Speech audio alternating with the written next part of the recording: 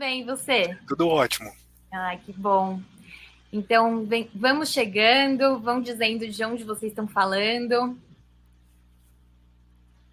Eu vou colocar aqui a nossa apresentação, que saiu.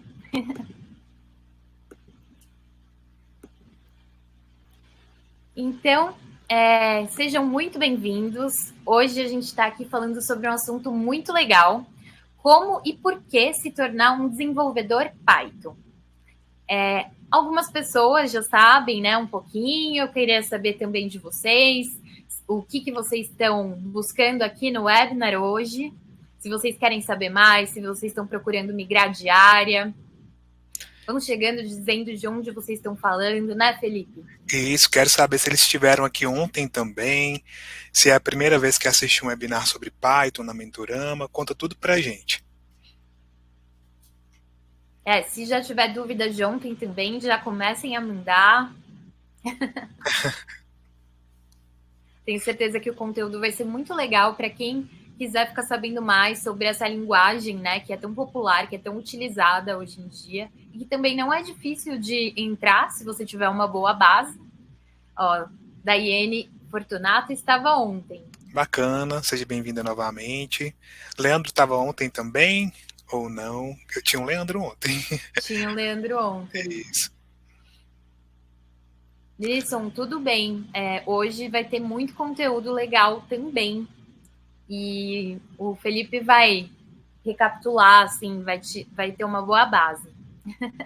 Isso aí. Ó, o Anderson estava ontem. Que bom, gente. Então, dê um joinha aí. Acho que se vocês estão falando com a gente, acho que vocês estão vendo a gente, ouvindo a gente bem, né? Mas deem um joinha aí para a gente continuar. E coloquem aí de que área vocês são, se vocês já são da área de programação, se vocês querem migrar, se vocês estão aqui para conhecer.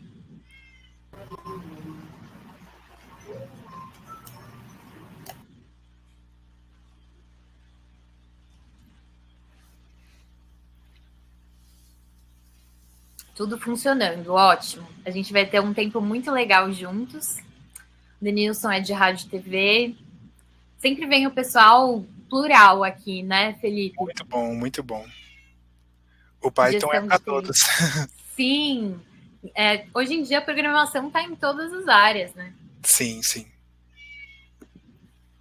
Então eu vou contar um pouquinho da Mentorama para quem ainda não conhece, para quem não estava aqui ontem.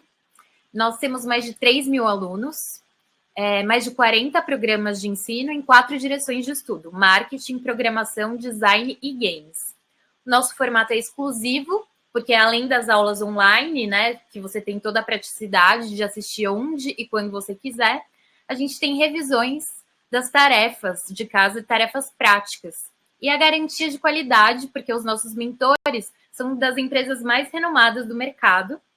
E hoje, para os participantes do webinar, também tem certificado e também tem ofertas especiais. Então, fiquem aqui com a gente. Eu falei dos nossos mentores, as empresas aqui que eles trabalham, gente, Loft, iFood, Vivo, PicPay e várias outras.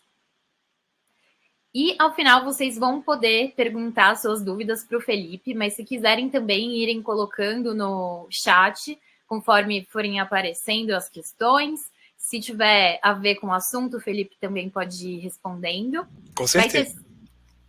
Vai ter certificado hoje, para quem perguntou, o Anderson, e descontos de até 60%. Então, quem não pode ficar e já quer saber dessa oportunidade, desse descontão, eu vou colocar aqui um botão para vocês se cadastrarem. É só para vocês garantirem essa oferta, tá? Vocês vão colocar os dados de vocês bem rapidinho, para depois um dos nossos consultores de carreira entrarem em contato com vocês e contarem tudo sobre os nossos cursos. E agora eu vou me apresentar. Eu sou a Irin, host da Mentorama, eu vou estar aqui com vocês hoje. E nós estamos com Felipe Assunção. Seja bem-vindo novamente, Felipe. Muito obrigado, Airin. É um prazer estar com você novamente, nosso segundo dia, para a gente falar um pouquinho mais sobre Python. O Felipe é mentor aqui da Mentorama e ele está por dentro de tudo, então é bem legal ter ele aqui com a gente. Ele é docente de pós-graduação na IGTI e ele também é pesquisador mestrando de informática na PUC. Isso aí. Então, passo a bola para você, Felipe. Tá joia. Eu vou compartilhar minha tela agora.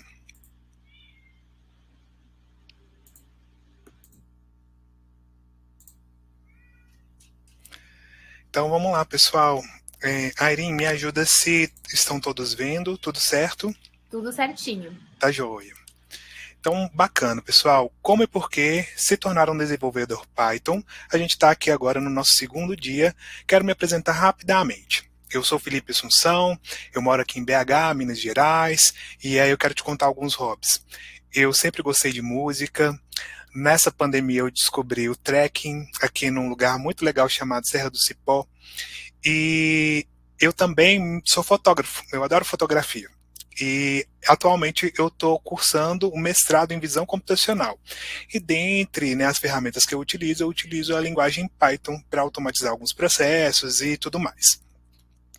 Minha formação, eu sou bacharel em sistemas de informação pela PUC Minas, especialista em gestão estratégica da informação pela UFMG, mestrando em informática. E atualmente eu sou professor no curso de pós-graduação em visão computacional. E também, agora a gente tem um novo projeto sobre processamento de linguagem natural e tudo mais. Gosto de Deep Learning, inteligência artificial, tudo com Python.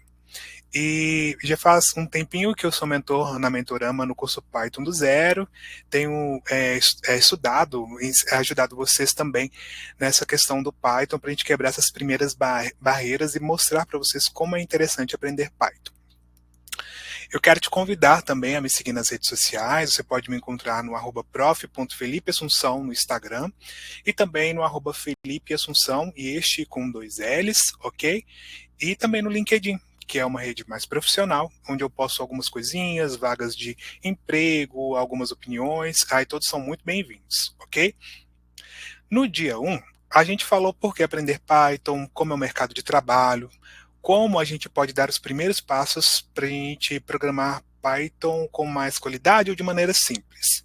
E no dia de hoje, a ideia é a gente mostrar que o Python ele pode facilitar muito alguns processos que muitas vezes são repetitivos ou tediosos de se fazer.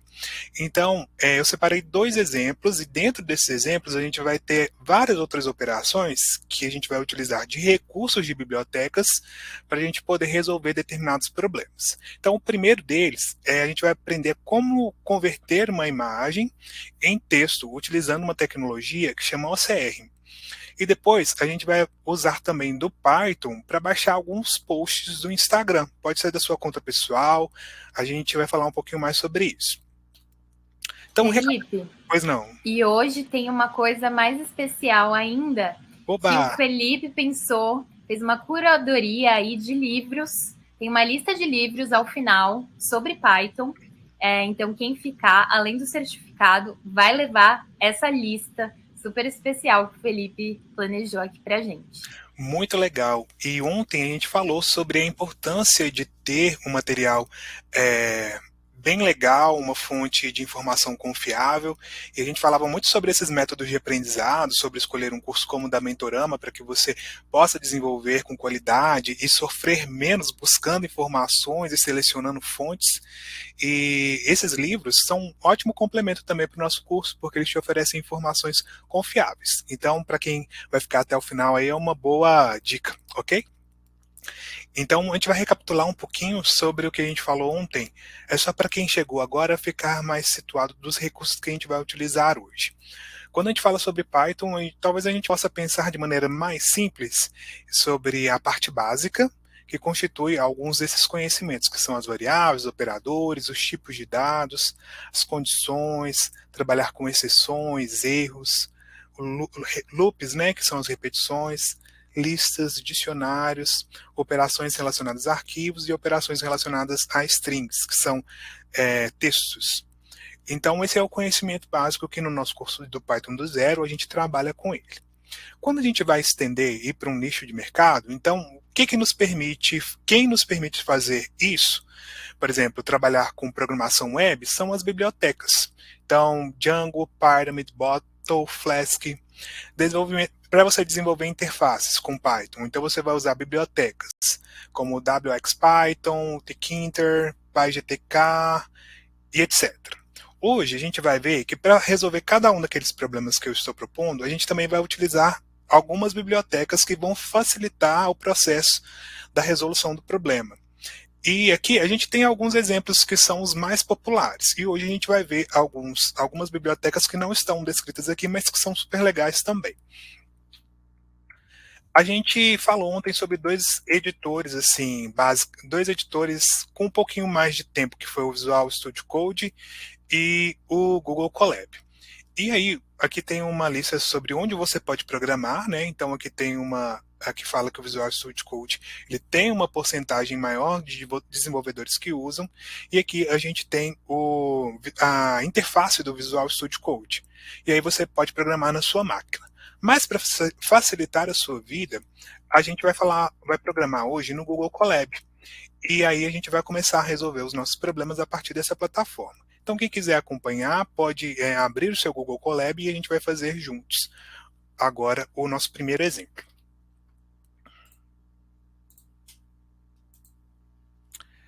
Então,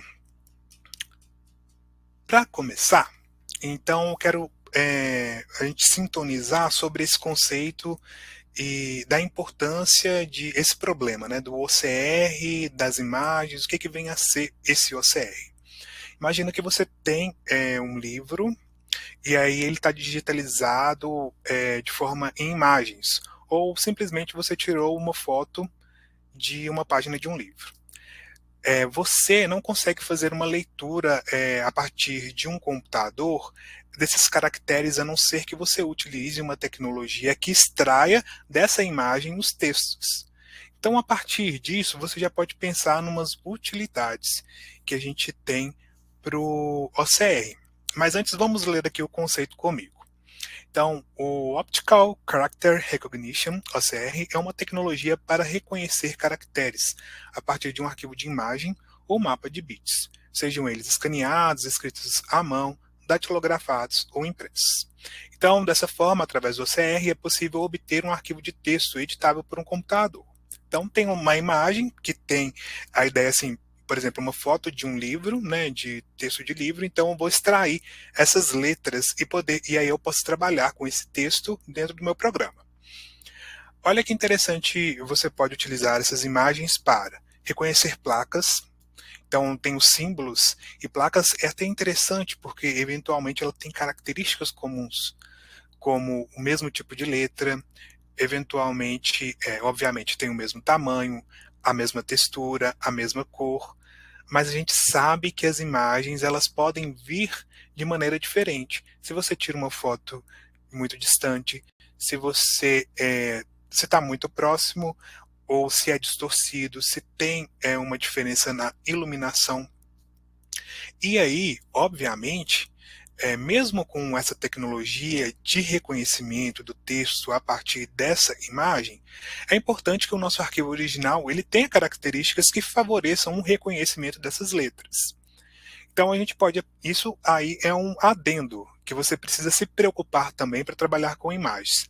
E se a gente for estender esse assunto, a gente está falando sobre imagens, mas vamos falar sobre dados em geral, que pode ser texto, áudio.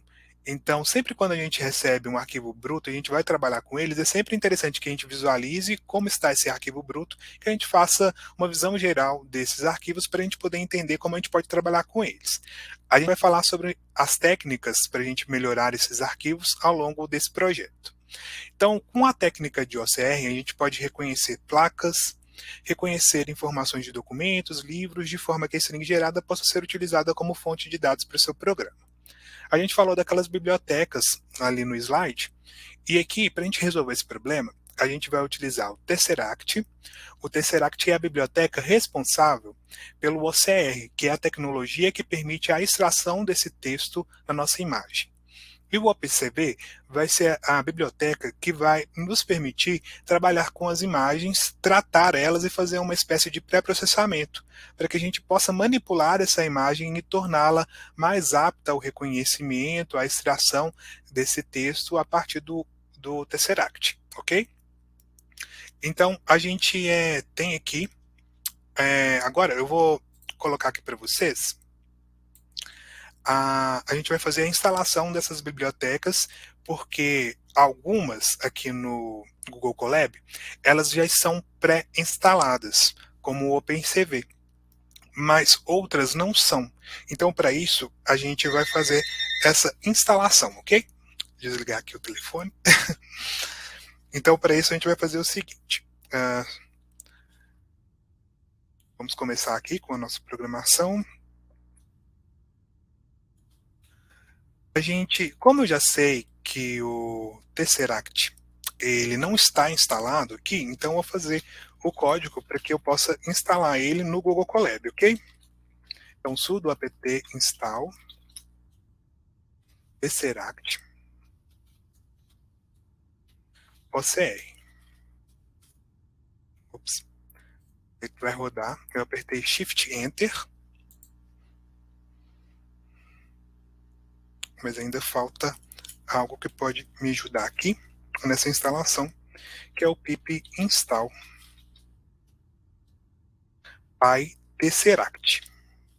PyTesseract.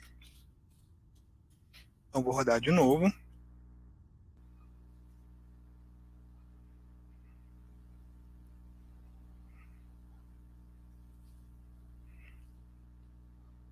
Perfeito. Então aqui eu já instalei o meu PyTesseract.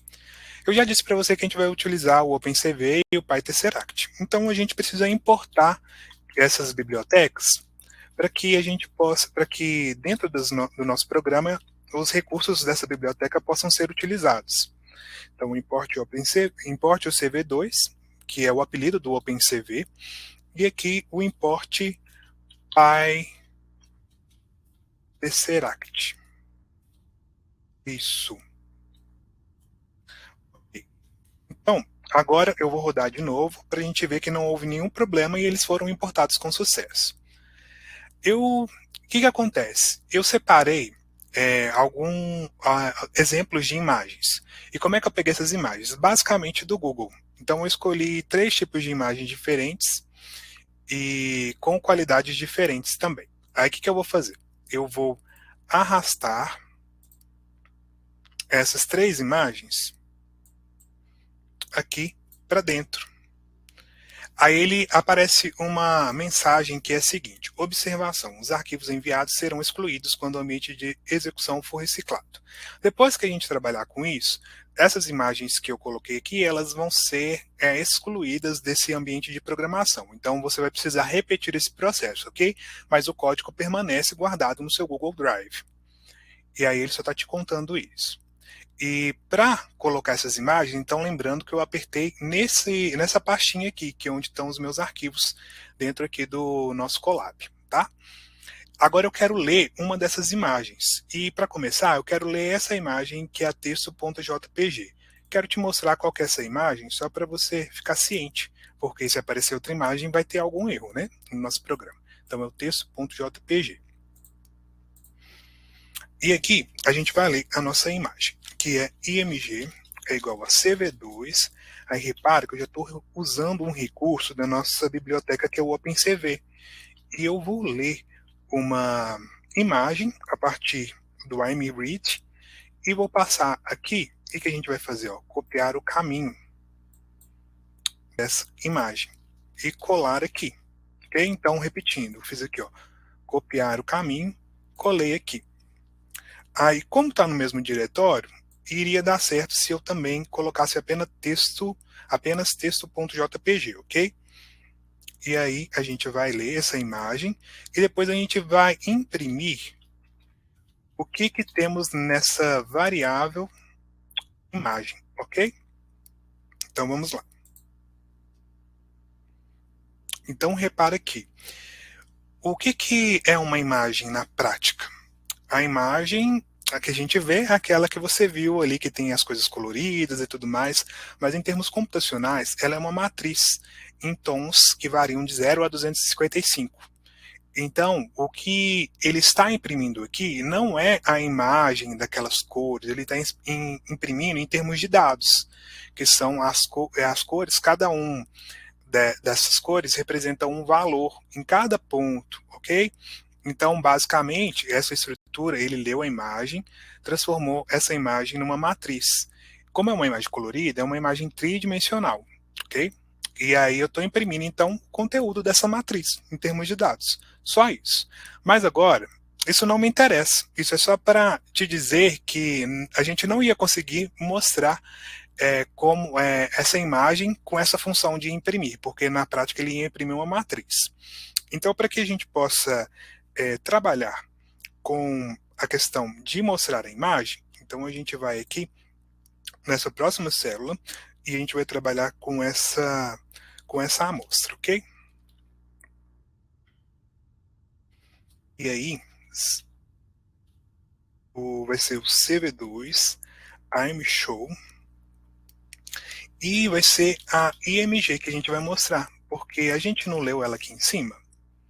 Mas aí tem uma questão, ok? Quando a gente programa para o Google Colab, existem algumas pequenas diferenças que a gente precisa ir descobrindo à medida que a gente programa nesse ambiente. Se a gente estivesse programando lá na IDE, no Visual Studio, a gente ia utilizar o cv2.imshow e ia dar tudo certo. Mas aqui, se a gente fizer dessa forma, a gente vai ter um erro. E aí ele basicamente te conta que a partir do Google Colab a gente não pode trabalhar com o cv2.imshow. A gente precisa colocar essa linha de código para a gente poder trabalhar com a imshow em específico, aqui em cima, e a gente vai usar essa função para imprimir.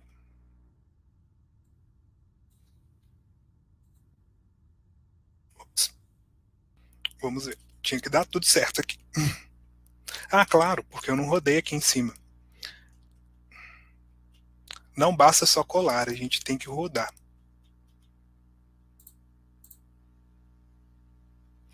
Oba, tudo certo.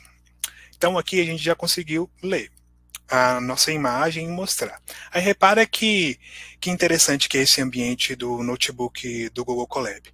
A gente trabalha com textos, códigos e o produto do nosso código. Então acaba que é como se fosse um caderno mesmo. À medida que a gente vai programando, a gente vai vendo os resultados dela. Isso se torna mais claro e até mesmo organizado para a gente poder dialogar e apresentar o nosso código e por isso que é muito utilizado para análise de dados, entende? Então a gente está fazendo um código, a gente está descrevendo qual que o que a gente deseja fazer, os conceitos, representa com imagens e gráficos. Isso daqui, por exemplo, poderia ser um gráfico que poderia exemplificar, por exemplo, o seu processo de análise de dados, ok? Então por isso que é interessante trabalhar também com o notebook aqui. O que acontece? Agora a gente está falando sobre o OpenCV, correto? A gente está fazendo operações com o uso do CV2 aqui. E aí a gente pode também, mas agora a gente vai utilizar os recursos do Tesseract. E repara que a gente quer o quê? A gente quer a gente quer extrair dessa imagem o texto, ok? A nossa expectativa é que a gente consiga extrair todo esse texto, ok? Então vamos lá. Eu vou criar uma variável com o nome string. Pode ser qualquer outro nome, mas eu entendo que eu quis colocar como string porque é sugestivo, visto que eu estou coletando um conjunto de textos a partir dessa imagem. Então, string pyTesseract, e repara que também ele já vai aparecendo sozinho, e aí eu vou selecionando e já facilita a nossa programação, nos dando mais produtividade. Eu quero transformar uma imagem para string, que ele já vai sugerindo para você. E aí, essa imagem é a seguinte. É a mesma que a gente leu lá em cima. Ok? E aí, a ideia aqui é a gente imprimir essa string para a gente ver o que de fato coletou. E aí a gente tem que cruzar os dedos para que dê tudo certo. Então vamos ver. Olha, não ficou legal. Então o que a gente pode fazer? Vamos analisar a nossa imagem, vamos pensar sobre ela e vamos ver o resultado. vamos ver algumas coincidências. Conjunto organizado de palavras, texto, texto. Opa, não tem nenhum texto aqui, né? Como vocês podem perceber, a gente não tem todas as palavras coletadas por essa string. E aí isso nos leva a crer que essa imagem pode ter alguns problemas que o nosso Tesseract não trabalha bem no reconhecimento. E esses problemas podem ser relacionados à questão da serifa. Por exemplo, aqui eu já estou contando para você. Fontes diferentes podem apresentar comportamentos diferentes para o reconhecimento. Hastes finas, hastes grossas. A gente também tem algum problema que pode ser essa gradação entre a parte mais escura e a parte mais clara, que eventualmente pode atrapalhar nesse reconhecimento, que é a diferença de luminosidade. Nesse caso aqui, a gente tem uma linha reta, né, com o texto, tudo bem, não temos uma inclinação, mas os ângulos, as cores, o tamanho da imagem também pode influenciar nesse reconhecimento. E a iluminação, conforme eu falei com vocês. Então, o que acontece? Quando a gente trabalha com o Tesseract, ele não vai trabalhar tão bem se a gente não tem uma imagem que seja que facilite o reconhecimento dele. Mas acontece que na vida real a gente não tem um conjunto de dados perfeito e a gente pode fazer operações sobre essa imagem, ok? Então, para fazer essas operações, a gente pode trabalhar com o OpenCV. Então, em geral, tem algumas operações de pré-processamento de dados em relação a imagens que facilitam o reconhecimento de caracteres, ok? Eu vou colocar que são características de pré-processamento em geral, mas não significa que a gente vai ter um resultado favorável nessa imagem, ok? E logo em seguida a gente vai entender qual que seria um resultado melhor, tá? Então vamos pensar então que a gente extraiu nosso texto, mas a gente não ficou satisfeito e a gente precisa fazer um pré-processamento para que a gente tenha um resultado melhor. Aqui são algumas opções, mas eu vou te mostrar um poder do OpenCV para algumas tarefas. Então, em relação à manipulação de imagens. Então, a primeira coisa que a gente vai fazer é aprender a como a gente pode redimensionar uma imagem. Pode ser que faça diferença nesse reconhecimento? Dependendo sim, dependendo não. E a gente precisa ir testando, ok? Então vamos lá. A ideia aqui é que você, nesse ponto, reconheça as possibilidades de manipular imagens utilizando o OpenCV, ok? Então, aqui eu vou colocar as variáveis que fazem uma leitura em relação à dimensão. E aqui eu quero fazer um setup da altura e da largura da minha imagem em determinados valores que eu escolhi. Você pode também escolher aí o valor que você desejar. Escrevi, eu acho que seria assim, né, pessoal? Bom, ok. Assim mesmo. Então, width, int, eu quero colocar 320 porque eu quis, tá? Não tem nenhuma regra nesse momento, não. A não ser que a gente estivesse pensando mais cientificamente na resolução de um problema definitivo. Então, as minhas dimensões da imagem são essas variáveis, que é o width e o height. E aí, eu quero agora criar uma outra imagem que tenha essas características dessa nova dimensão. Então, a minha IMG antiga, ela permanece como ela estava. Mas como eu estou criando aqui uma nova variável, a IMG resized é que vai ter esses novos valores, essa nova dimensão, ok? Então, o que eu vou usar para isso? Novamente, o CV2, porque não é ele que nos permite manipular as imagens. CV2, resize, e aí eu vou colocar aqui IMG. Aí repara que o nosso Colab ele já vai te mostrando aqui algumas possibilidades de você poder preencher com os parâmetros dentro dessa função resize aqui. Mas eu vou colocar então a nossa imagem, a dimensão, que é o que a gente definiu aqui, que é DIN. E aqui tem uma questão que é uma técnica dentro do OpenCV, que chama interpolação. E a gente vai colocar ela como CV2 interárea.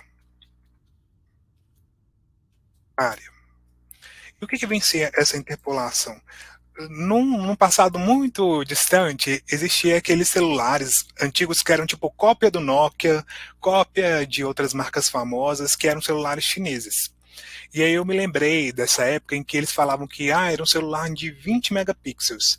Mas quando você ia ver de fato, aí você percebia assim, não, nunca pode ser 20 megapixels, porque minha câmera de 3 me dá uma qualidade melhor. Então, eventualmente, eles tinham uma tecnologia de interpolar essa imagem, quer dizer, eles tornavam ela com uma imagem maior, mas não necessariamente com a mesma qualidade, porque eles basicamente pegavam aqueles valores de pixels que estavam aqui e eles faziam uma média ampliando essa matriz, essa imagem, para que parecesse maior. E nesse caso aqui, a gente está fazendo o contrário, a gente vai usar essa técnica para diminuir, ok? Então, o que acontece? A gente tem interar, a gente tem outras técnicas para redução, ok? E quem que inventou isso? Geralmente, essas funções que caem dentro aqui do OpenCV, de outras bibliotecas, são desenvolvidas por pesquisadores que fazem os seus artigos e então a biblioteca como o OpenCV vê que dá um bom resultado e incorpora o código nas determinadas linguagens para que o problema seja resolvido de maneira mais automatizada. Imagina eu ter que recuperar o código de determinado artigo sendo relevante, então a biblioteca já traz aquilo que é importante para mim. Então a gente vai ver algumas situações dessa ao longo, ok? Então, IMG resized, ops, eu toda hora estou, deixa eu ver o que veio aqui no DIN. 8, vamos fazer com calma. Ok, e width, aqui está errado. Width, 8, isso.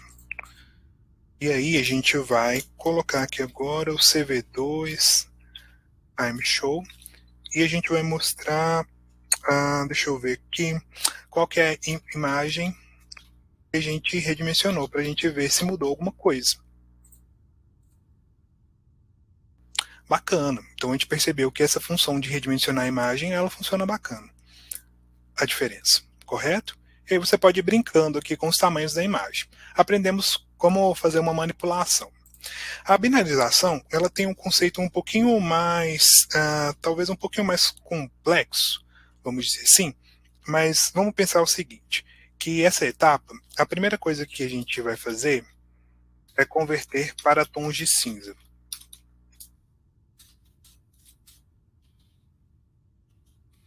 E aí talvez tenha uma pergunta, o que é uma diferença entre uma imagem binária e uma imagem em tons de cinza?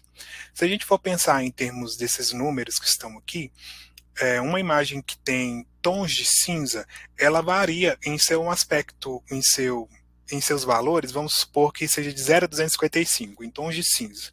Uma imagem binária, ela pode variar em termos de apenas o 0 ou 1, na verdade de 0 ou 255, que é o preto ou branco. Entendeu?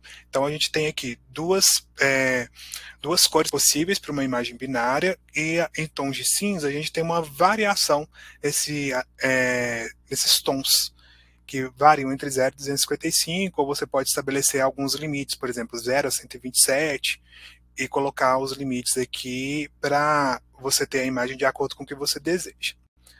Mas vamos então aqui continuar trabalhando com a nossa binarização. Então, a binarização ela tem algumas etapas, que é a questão da conversão da imagem em tons de cinza, e para isso a gente vai criar uma nova imagem cinza. Novamente, agora eu imagino que vocês já saibam o que a gente usa, o OpenCV, correto? E aí, novamente, ele tem uma função que te permite manipular essa imagem e trabalhar com tons de cinza.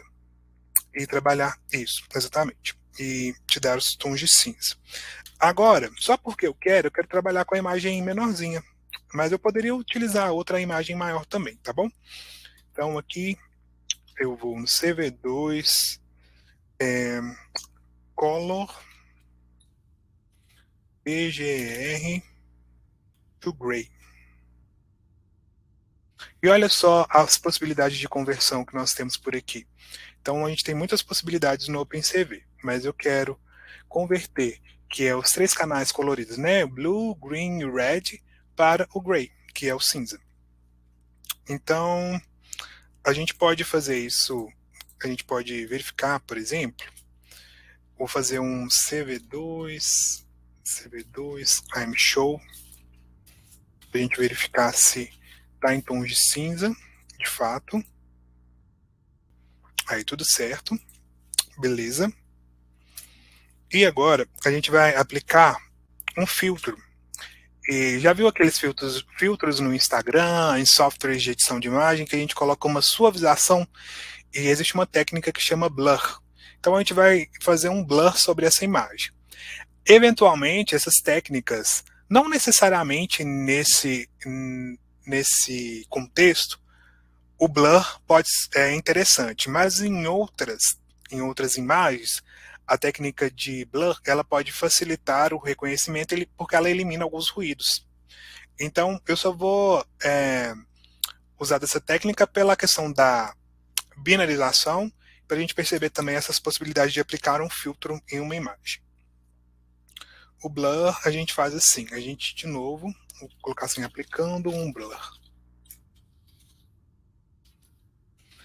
E aí a gente vai criar, por exemplo, um blur aqui, e a gente faz assim, CV2 median blur. E aí vocês devem estar se perguntando, mas de onde ele tira do nada essas funções do OpenCV? Como é que eu vou saber isso do nada? É porque a ideia é que você tenha consciência do problema que você deseja resolver e vá até a documentação do OpenCV para verificar qual que é a palavra reservada, né, a função que vai te ajudar a resolver o problema, certo? Então, assim, isso você não aprende, assim, tipo, quero mexer com imagens e você já nasce sabendo. Não, você tem que ir estudando a documentação. Gray. E que eu quero colocar, por exemplo, o tamanho de um filtro, que é o kernel size.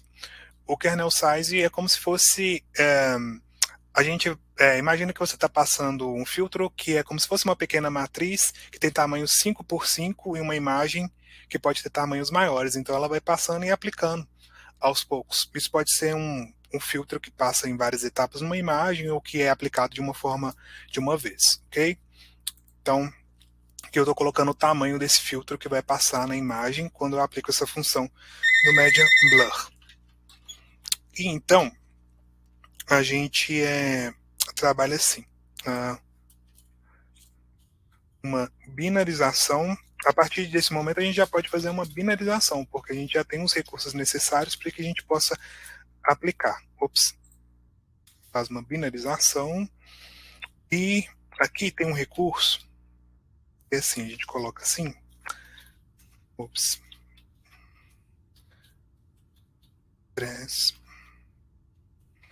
colocar aqui a minha variável, vou chamar THR,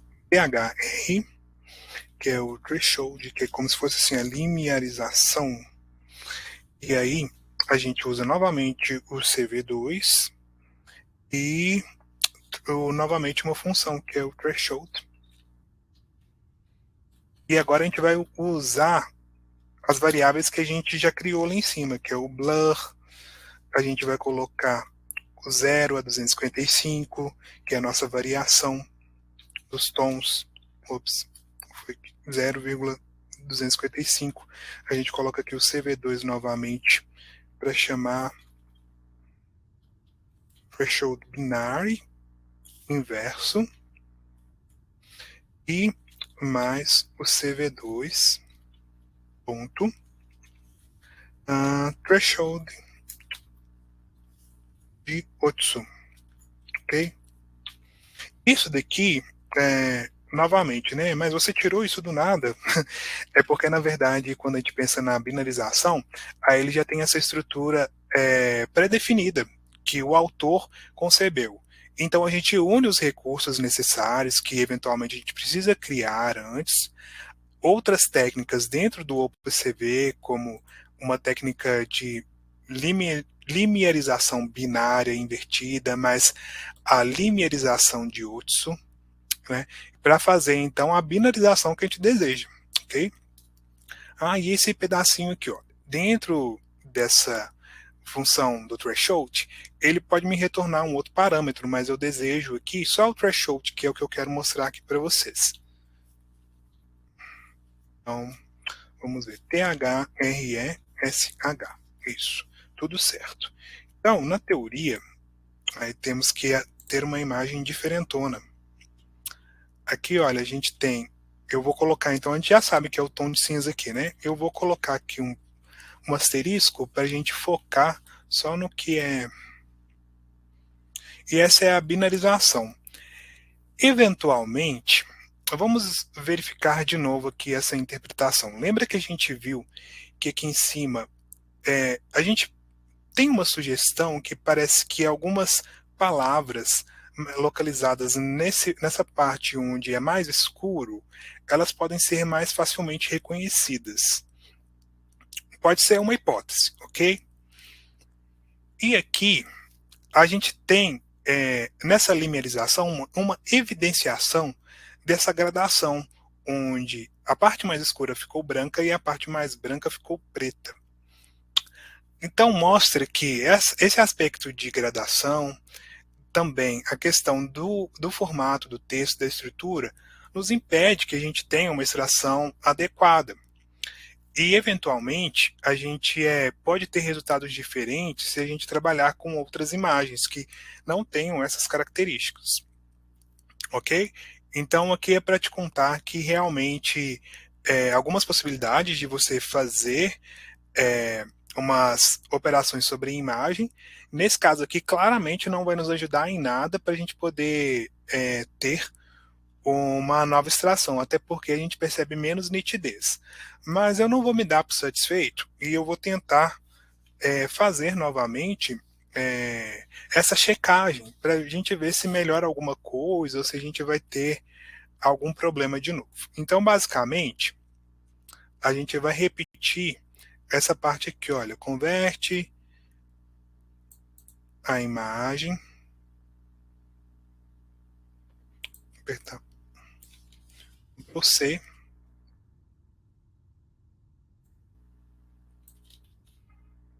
um string pytesseract. Novamente, só para te lembrar, para te sintonizar, a gente tem a imagem que vai ser, na verdade, aqui o threshold. Deixa eu ver, isso mesmo. Threshold.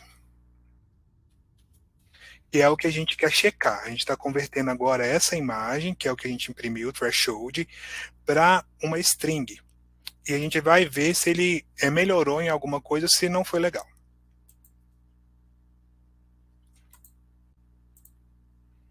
Pelo visto aqui piorou foi tudo, porque ele não reconheceu foi nada.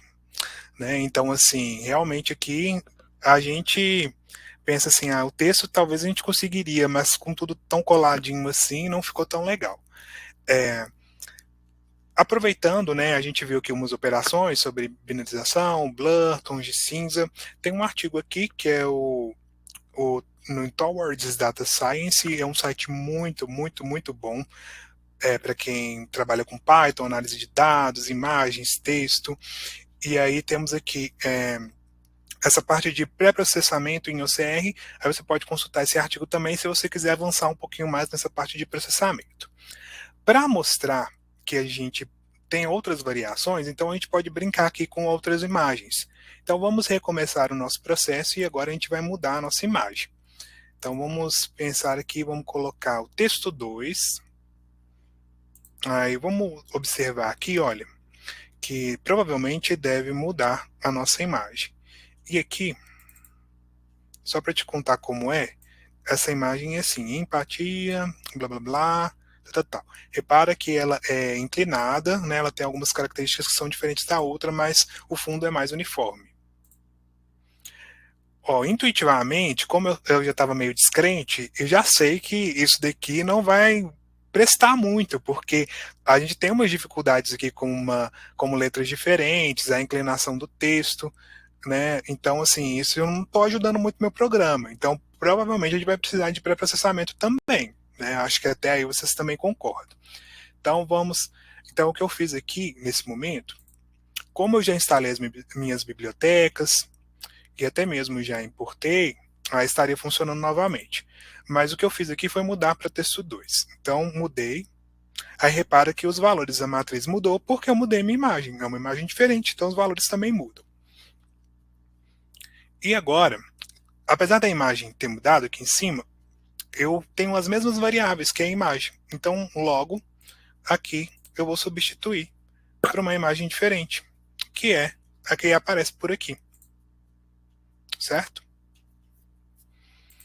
E agora eu vou fazer o mesmo processo, que é tentar verificar se essa variável string vai receber uma quantidade ou todo o texto de maneira adequada. E mais uma vez, a gente tem um desempenho que não é legal no Tesseract. E aí, a gente até meio que desanima, né? Então não vai dar para todas as outras. Mas aí pode ser legal, porque você vai ver um caso que funciona, e você vai entender que, de maneira mais simples, você pode obter essas strings e automatizar seu processo. E nesses casos em que você não tem um resultado esperado, então você precisa de fato trabalhar com a imagem. Então, dentro dessas possibilidades, a gente poderia tratar da limerização, verificar e tudo mais, mas iria quase dar na mesma porque não iria nos ajudar muito. Vamos ver aqui, deixa eu ver, vamos colocar aqui, vamos fazer o redimensionamento, vamos ver se eu... Aí eu também não estou ajudando muito porque eu estou piorando, redimensionando a imagem, né? Olha como ficou ruim, então essa binarização a gente percebe que eventualmente ela não está nos ajudando. E aí, vamos ver se ele vai reconhecer. Olha só, ele reconheceu só um pouquinho da imagem. Então, assim, o que a gente percebe aqui? Que nessa parte da binarização, dessas partes de pré-processamento, a gente precisa fazer pré-processamento, a gente precisa fazer um ajuste adequado, porque se você não faz um setup adequado, ele te atrapalha ou piora as coisas. Agora vamos mudar para um caso que funciona, que é a questão da imagem do texto 3.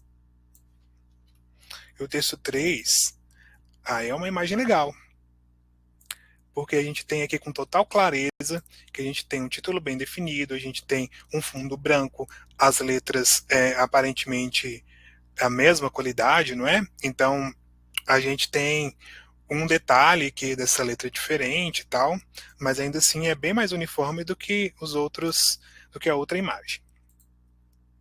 Então vamos lá. Obviamente, repare que a gente tem duas cores, né? Então ele prevaleceu aqui tons relacionados a 255.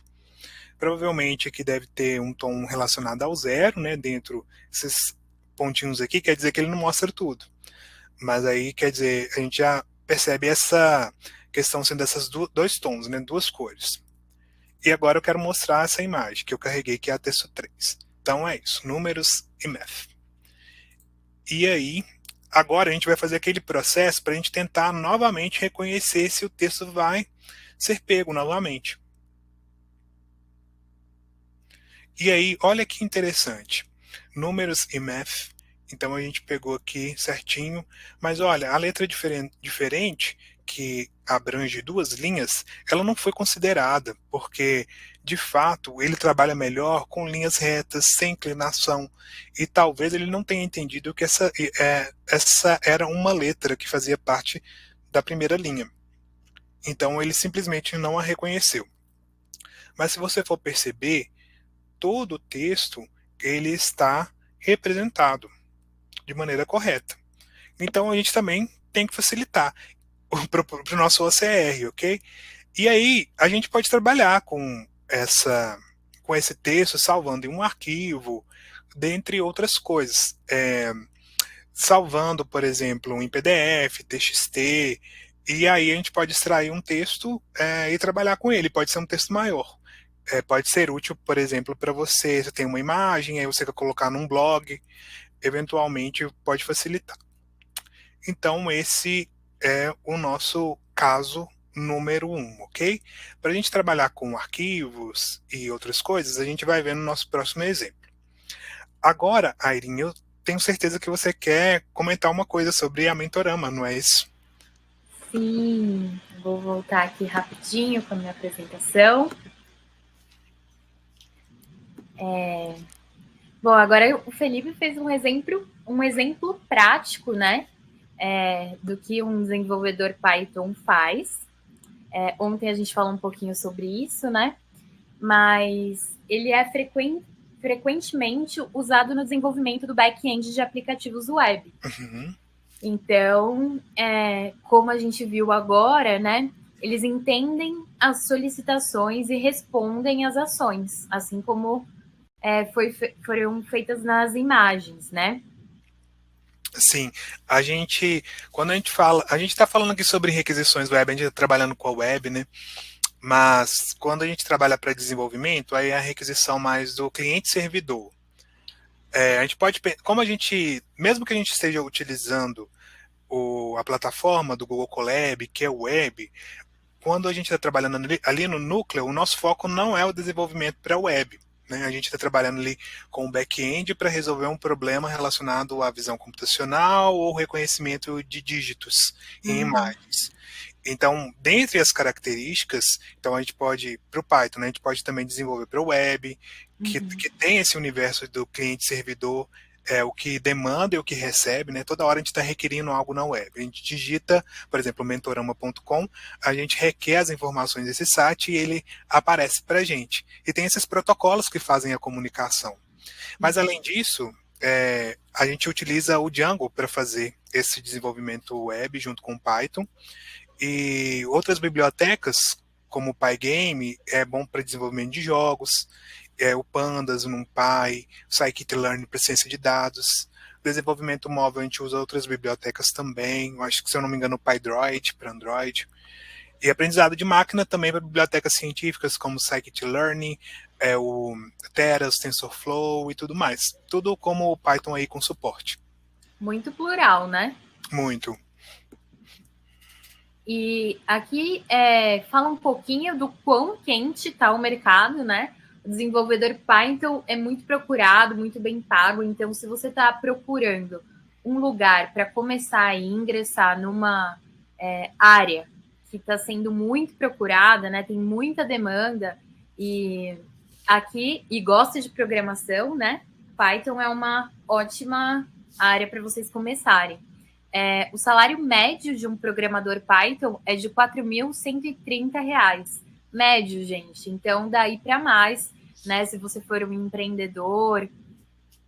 E é uma das linguagens mais populares, né, Felipe? Com certeza. Eu sempre falo, eu gosto de falar no Python, no Java, porque são linguagens muito populares, geralmente as pessoas ficam em dúvida sobre qual escolher, e ontem a gente falou muito sobre a simplicidade, a facilidade que é aprender o Python, dessa alta demanda. Sim. Eu falava também sobre a necessidade, por exemplo, se alguém demanda um novo emprego, está desempregado, quer mudar de área, um salário inicial para o Python é em torno de 2.000 e pouco, ou 2.000 e todos, podendo chegar até 7.000. Olha. E aí, se você pensar que já é mais que um salário mínimo, e, por exemplo, 2.100 para começar, e você pensa que um salário médio é em torno de 4.130, 4.600, aí amplia o seu universo, pensando que se você estudar mais, quanto mais projetos você fazer, mais experiência tiver, você pode chegar a um valor muito alto. Né? E ainda contando com seus projetos paralelos, porque você pode desenvolver não só para empresas, mas ser freelance e tendo ainda uma renda extra. Então, são muitas possibilidades. Com certeza. Ainda mais, né, poder trabalhar de onde você quiser, é muito diverso. Né? Hoje, eu poderia ter falado ontem também, mas é válido lembrar que a gente, nessa pandemia, a gente pode trabalhar para o exterior, a gente não reduziu o nosso mercado só no Brasil. Então, e a programação é tão universal, não é? Então, são possibilidades assim que vão além do nosso país. Então, acho que é muito válido aprender. Com certeza. E a gente sabe, né, que a educação é muito importante para tudo, mas ontem a gente conversou um pouco, né, sobre o que é importante na educação e queria saber, depois de tudo que a gente falou, ou para quem está chegando hoje, o que é importante para vocês em educação. Eu e o Felipe, a gente conversou um pouquinho, né, sobre Sim. as aulas práticas, sobre a qualidade da educação, sobre o network. Coloquem aí se vocês lembraram de mais alguma coisa, porque o nosso profissão desenvolvedor Python, além de levar em consideração todos esses aspectos, né, na educação, ele é pensado para o mercado. Então, às vezes a gente entra num curso, né, e aí a gente pensa, nossa, eu estou aprendendo algumas teorias que não tem tanto a ver com a área que eu quero trabalhar, aqui não.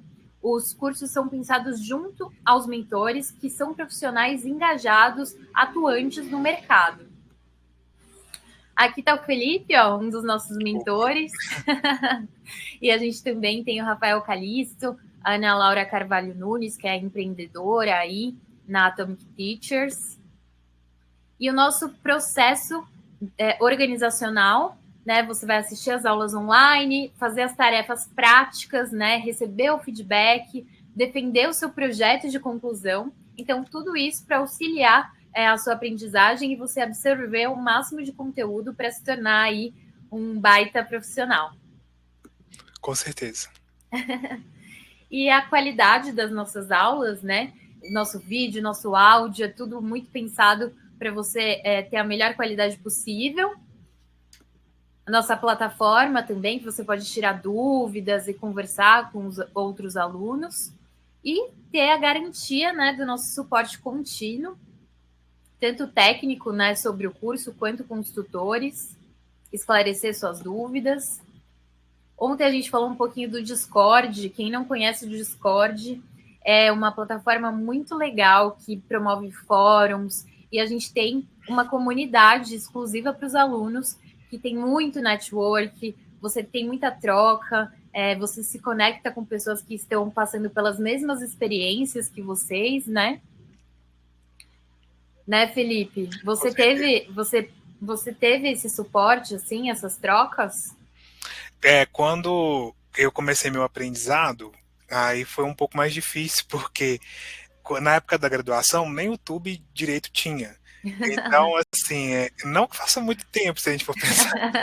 Tá denunciando a idade. Mas, assim, eu entrei na graduação em 2007, e aí formei no segundo semestre de 2010. Então, ali a gente estava no Orkut ainda, a gente tinha outros fóruns e tudo mais, mas não era tão sólido e com tanta informação. Então, as dificuldades ali eram maiores. E aí eu até falo, eu gosto muito do Python porque eu comecei aprendendo com C++. E eu acho o C++ muito assim, um pouco entediante assim, porque não é tão dinâmico. Eu gosto da ciência de dados, de trabalhar com imagem, visualizar ela no notebook. E o Python ele te traz isso de maneira mais simples. Então, considerando essa simplicidade atual, a disponibilidade de materiais, a comunidade tanto na internet quanto da Mentorama, caso o aluno deseje entrar, então ele também consegue fazer network, ele consegue interagir, consegue colocar os seus problemas em evidência, compartilhar, para ele perceber que ele não está ali sozinho naquelas dificuldades e que esse percurso pode ser mais fácil se ele compartilhar, né? E se ele estudar, se esforçar e interagir. Então a comunidade é muito importante para isso. Com certeza, mais um aí um progresso que a tecnologia nos trouxe, né? Com certeza. E, gente, se vocês ainda não clicaram no botão, né, para saberem mais sobre os nossos cursos, apareceu aí para vocês, acabei de colocar. Então, hoje, nessa promoção, nessa oferta da Black Friday, né, quem está aqui com a gente hoje no webinar vai ganhar um desconto, mais um curso grátis, se você for um dos 5 primeiros. Então, uma oferta 2 por 1. Você vai comprar um programa profissão e ganhar um curso grátis, de valor igual ou inferior. Gente, isso é muito legal para ampliar ainda mais a sua gama, né, de trabalho, de conhecimento, né? Você já vai ter um curso todo preparado e ainda pode escolher de uma outra área para agregar, quem sabe, marketing de conteúdo, né? Ou também presentear alguém com conhecimento, né? É um dos melhores presentes, na minha opinião. Com certeza.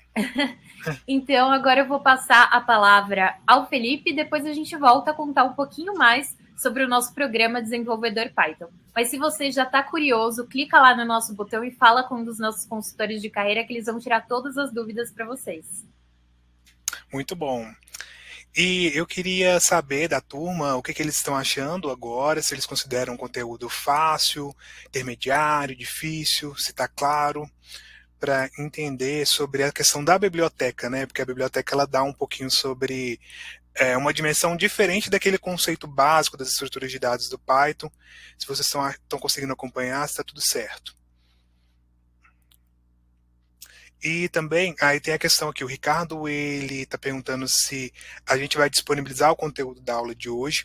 Eu creio que deve ficar no YouTube, então é fácil de acompanhar.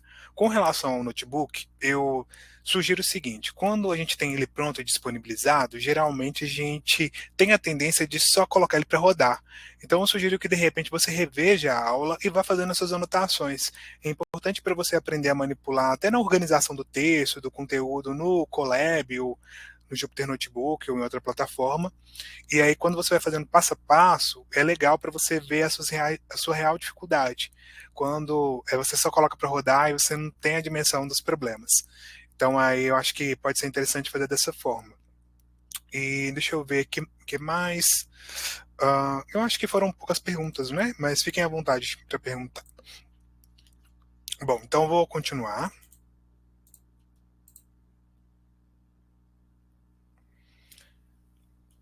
Vou dar um F5.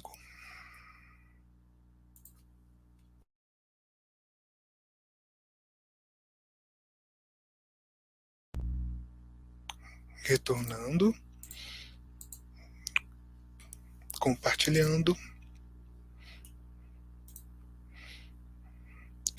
E agora a gente vai trabalhar com o segundo caso. E esse caso eu achei ele bem interessante porque ele lida com uma tecnologia atual. Antes eu queria saber se vocês estão conseguindo visualizar tudo certinho na tela, se o tamanho está legal também. Por aqui sim. Então tá ótimo. Por aí tá certinho, pessoal? Coloquem um joinha aí. Bom, então, continuando, esse caso, imagine que você tem a sua conta no seu Instagram e que você deseja fazer um apanhado do conteúdo que você postou durante um determinado período de tempo. E aí você pode utilizar recursos do Python e de outras bibliotecas para poder acessar o seu Instagram e então coletar esses dados para que você possa manipular esses dados de alguma forma. E aí, se a gente for pensar no Instagram atualmente, quais informações você tem? Você tem os stories, você tem os highlights, tem os vídeos, tem os posts com as suas respectivas hashtags, posts que eu digo em relação ao texto. Temos as imagens e vídeos. Então, nesse exemplo de hoje, eu vou entrar na minha conta do Instagram, a gente vai perceber que vamos coletar uma quantidade de fotografias, o conteúdo do texto que foi digitado de um determinado período. E a gente vai poder visualizar ele nesse ambiente do Google Colab.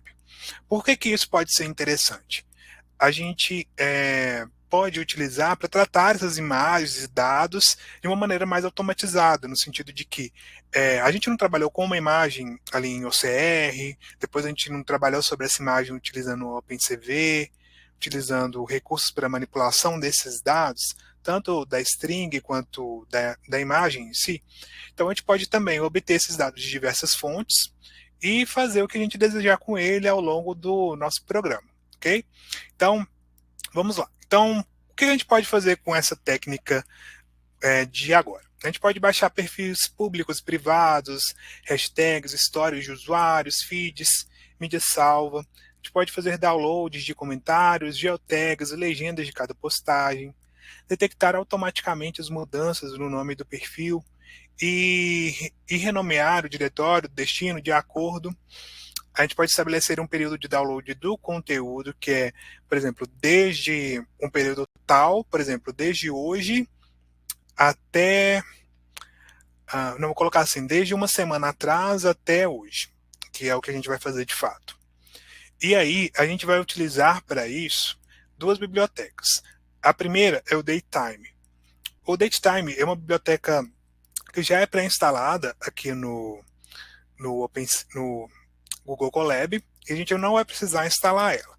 Mas o Instaloader é a biblioteca que a gente também vai precisar instalar, assim como a gente fez com a biblioteca anterior, o Tesseract, e a gente vai utilizar aqui um padrão parecido, ok? O Datetime ele vai permitir que a gente trabalhe com um marco histórico, por exemplo, do período tal a tal a gente deseja considerar para que as postagens que eu vou coletar estejam dentro desse período. Então, utiliza essa função para isso. E o Instaloader para fazer todas essas tarefas de possibilidades. Nesse caso, eu vou mostrar algumas, que é aquela que eu já comentei, mas se você entrar na documentação lá do instaloader.github.io, datetime.html, lá nos documentos do Python, você pode ter outras funções, técnicas e ampliar a utilização do Instaloader e Datetime dentro aí do que você deseja resolver. Então vamos começar instalando as bibliotecas que não estão instaladas por padrão no Google Colab, que você já sabe que é o Instaloader. Então vamos lá de novo no sudo apt install Instaloader. E aí a gente vai fazer de novo pip install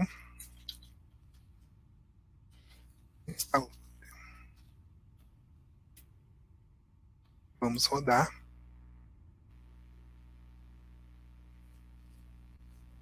Aí ele está instalando. Ok. Se não deu erro, tá tudo certo. Aí a gente vai continuar. O que a gente vai fazer? Uma vez que está instalado, a gente já tem a possibilidade de poder importar as bibliotecas. Então, a gente vai importar as bibliotecas que a gente vai utilizar, que eu já te contei. A gente vai fazer assim, ó. Para o Datetime, a gente vai fazer um pouquinho diferente. From Datetime.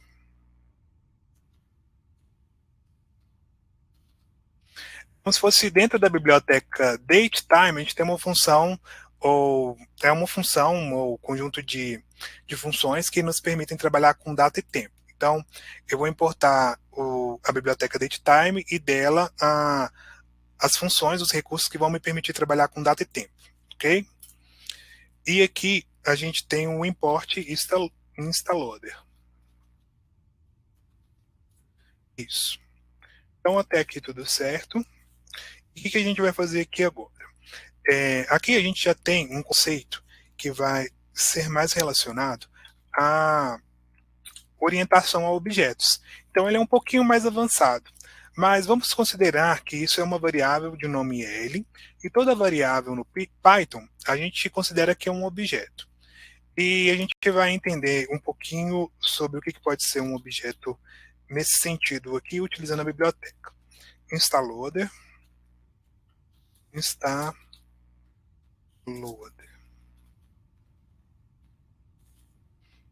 Isso.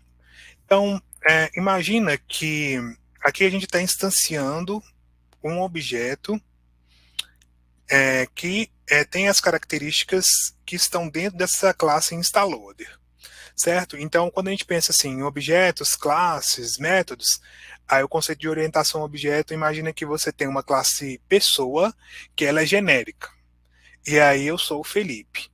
Então, quando eu sou um objeto Felipe, eu sou uma instância dessa classe genérica, eu tenho as características dessa classe genérica, mas eu tenho as minhas especificidades que vão ser trabalhadas ao longo do meu programa, e por isso que eu instancio, a partir de um objeto, as características dessa classe para que eu possa trabalhar e desenvolver ao longo do meu programa.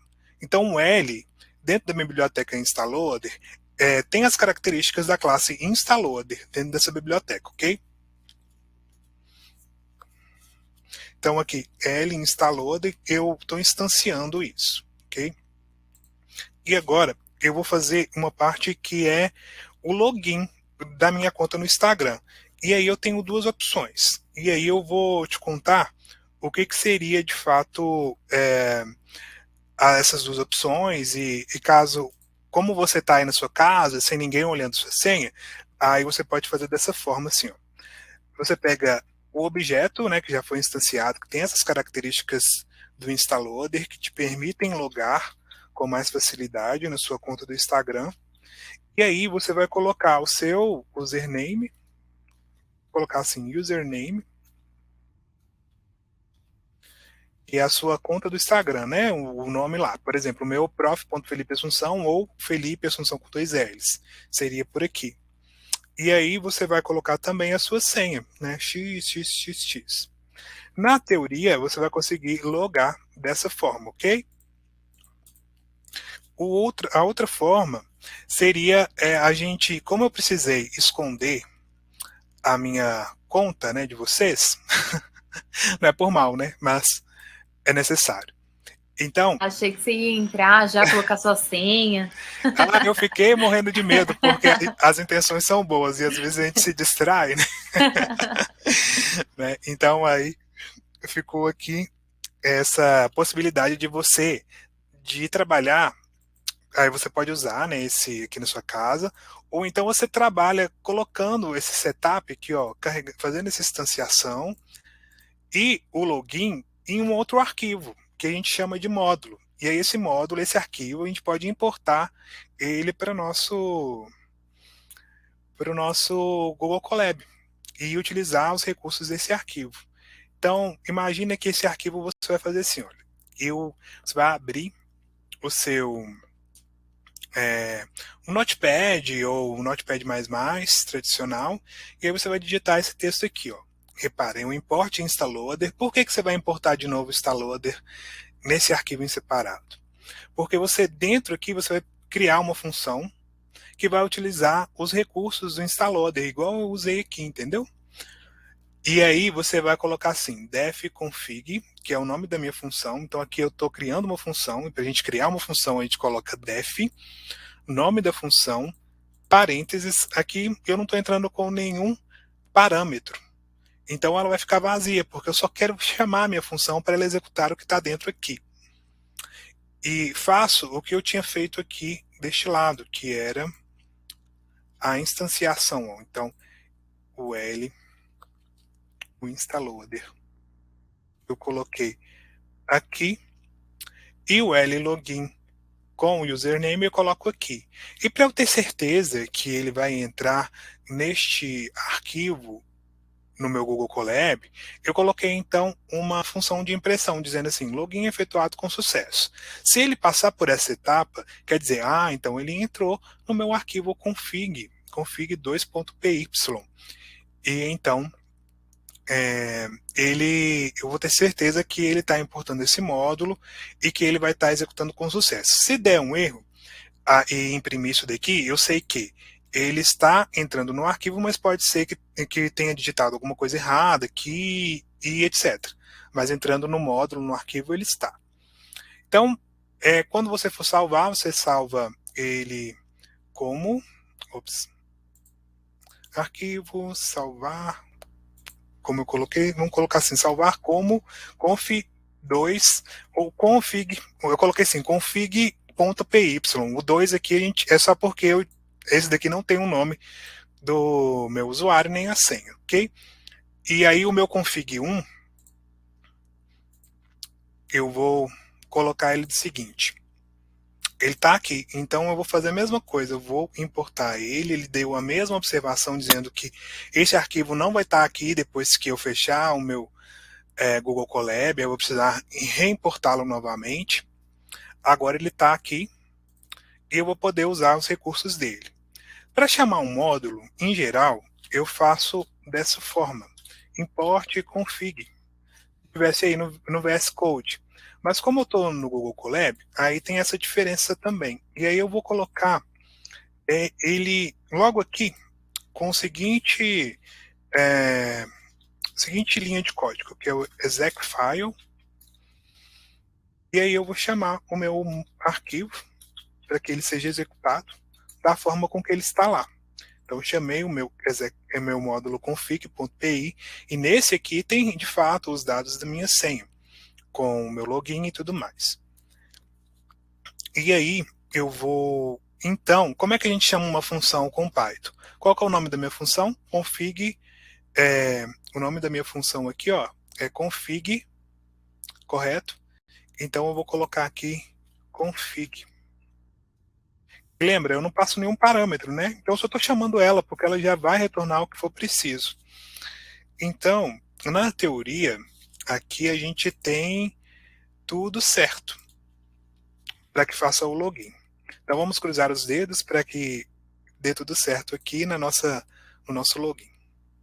Aqui ele tem algumas mensagens, aí ele fica fazendo a requisição, demora alguns segundos. Se houver algum erro, ele vai te contar. Deixa eu ver o que foi aqui. Login, checkpoint, required, point your browser. Certo. Deixa eu pensar como pode ser. Execfile, config.py. Se eu já coloquei todos os itens.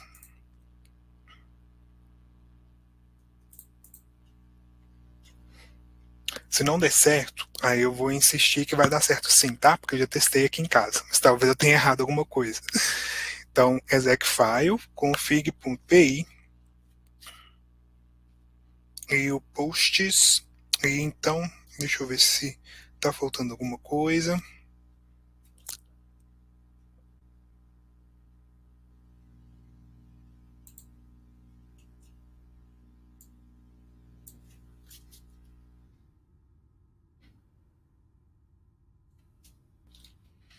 E aqui eu vou criar mais uma linha só para ver se vai nos ajudar com alguma coisa, fazendo separado.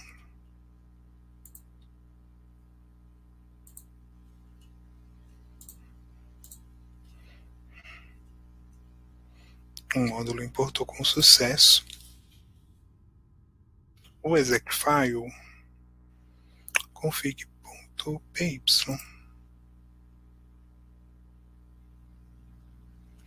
Tem um ponto importante nesse passo, que é o seguinte: se o seu Instagram ele tem uma função que é relacionada à autenticação em dois tempos, pode ser que ele não vai dar certo, ok?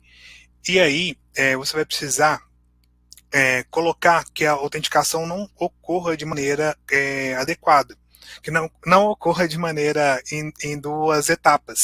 Então, se você recebe SMS para que você possa logar, então vai dar um erro também, tá? Então, eu vou colocar aqui, vou considerar que ele fez a requisição correta, porque eu tenho um outro aqui que eu fiz testando antes e deu tudo certo. E aí eu vou continuar para que a gente veja até eu entender qual que foi o erro em relação a, às vezes, alguma palavra, alguma outra coisa que não foi correta. Mas então, depois dessa etapa em que eu faço o login e eu chamo o meu item, aí eu só tenho que, aí no meu, aí eu não tenho certeza se eu coloquei o código lá, e talvez eu não possa tentar. Mas eu tenho certeza que dá certo, pode confiar. Então, aqui a gente tem o posts. O que a gente vai fazer agora? Posts, instaloader, profile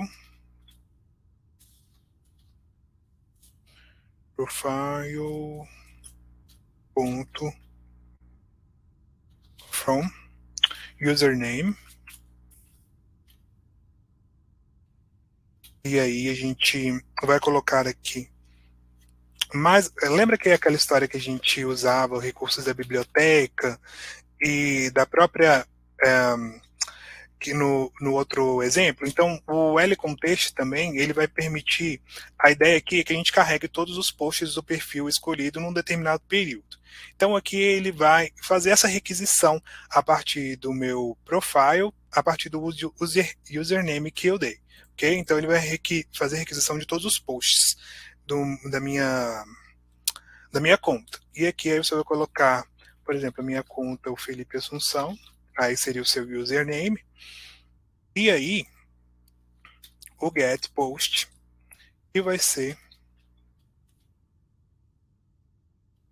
Se tiver alguém aí que está fazendo junto comigo, se tiver dado certo, aí comenta comigo. Se tiver dado o mesmo erro, aí tamo junto e a gente vai tentar descobrir.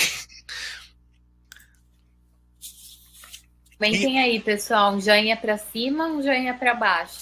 Se deu certo ou se precisamos pensar um pouco mais. E aqui lembra quando a gente falou que a gente quer coletar esses posts a partir de um período específico? Então a gente vai utilizar a função datetime. E aqui a gente vai colocar o período, que é 2021, e eu quero que seja do dia 17/11 until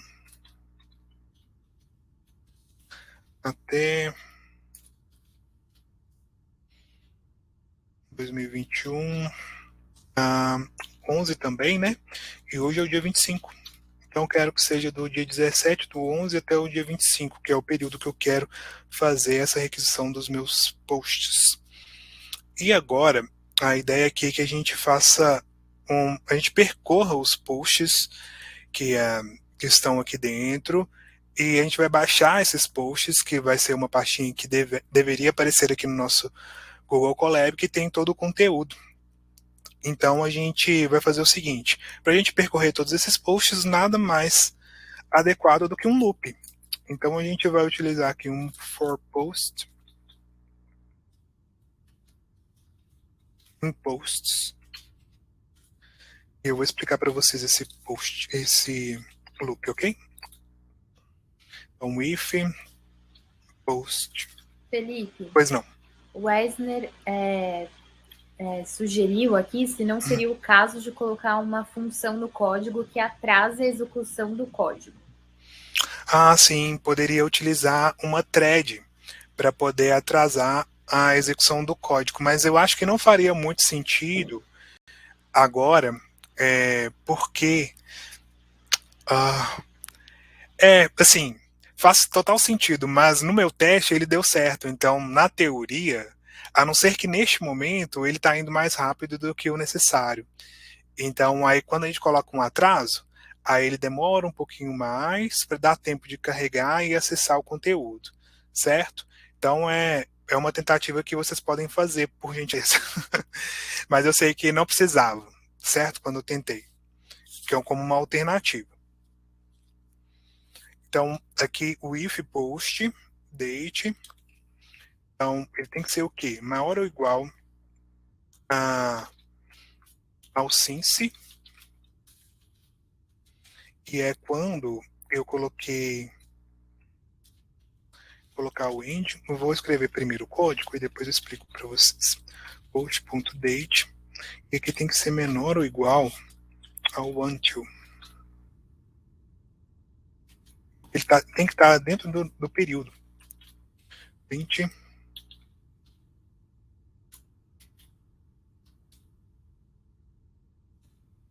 E o L.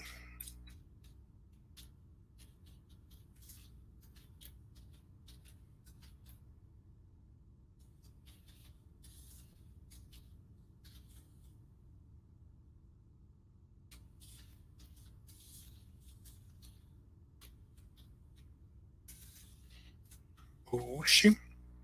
Ele download o post.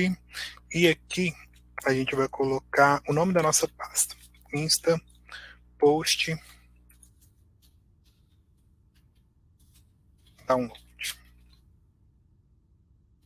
downloads. Certo. Na teoria, então, ele não vai se dar muito bem aqui porque ele não fez o login correto. Ele vai dar um erro aqui também, porque os posts não vão carregar. Aqui eu não matei a charada ainda, porque ele fica em execução. Eu acho que o nosso colega pode ter razão. Felipe, por isso a importância também da prática, né? Exatamente. E, na verdade, o software é assim mesmo, né? Tem que escrever para ver, né? Exato. E aí, o que a gente faz nesses casos? A gente vai no Google, analisa as funções, né? E dá uma olhadinha. E aí, enfim, não vou insistir muito, pela questão mesmo que eu sei que funciona. Mas eu queria tanto que funcionasse para vocês, porque é tão incrível que eu achei. Mas eu vou colocar para vocês a intenção, que é o que mais vale, que eu acredito. Então, o for posts aqui, em posts, o que ele vai nos dizer? Então, imagina aqui que deu tudo certo. Vou dar uma limpezinha aqui para limpar todas as saídas. Beleza. Então, voltando aqui, aí eu chamei o meu arquivo, ou então eu posso fazer aquele esqueminha lá de não trazer esse módulo para cá, né? E tratar só mesmo daquela função, daquelas funções sem o módulo aqui. E aí, dando tudo certo com o meu login, então eu vou fazer essa requisição a partir da minha conta, pegar todos os posts dela e vou setar num período específico, desde até quando. E aí, o que acontece? Eu vou criar aqui, repara que aqui minha variável chama posts. E aqui é como se fosse um iterador, no sentido de que é uma variável qualquer que representa os elementos que estão dentro dos posts. Então, para cada elemento dentro dos posts coletados, eu vou considerar o seguinte: a data que tem que estar entre o início e o fim que eu deletei. E essa condição ela tem que satisfazer. Então, eu só posso pegar os posts que estejam dentro desse período, ok? E essa função aqui no meu if, que é a condicional, ela vai me dar isso. Então, ele tem que ser menor ou igual a esse período e maior ou igual do que o since, ok? E aí, então, eu vou imprimir esses posts, que, na verdade, assim, aí ele daria para a gente aqui na barrinha, como se fosse assim, um conjunto de informações que seria relacionado às informações dos dados em si, mas não o conteúdo. E aqui, o conteúdo mostrado, ele iria parar numa pasta que estaria aqui do lado do sample data, que teria o instapost.downloads, linha downloads. E aí, dentro desse, deixa eu ver aqui, oremos para que não tenha a conta, que esteja tudo certo. Vamos ver, cantinho. Tchururu. Eu acho que vai ter Zekfire. Ok. Ok, ótimo. Beleza. Então vamos rodar aqui para ver se vai ser uma questão do azar ou de sorte.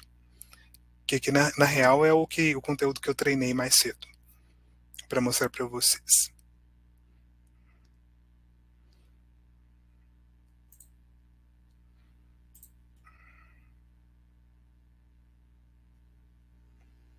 Tá esquisito mesmo.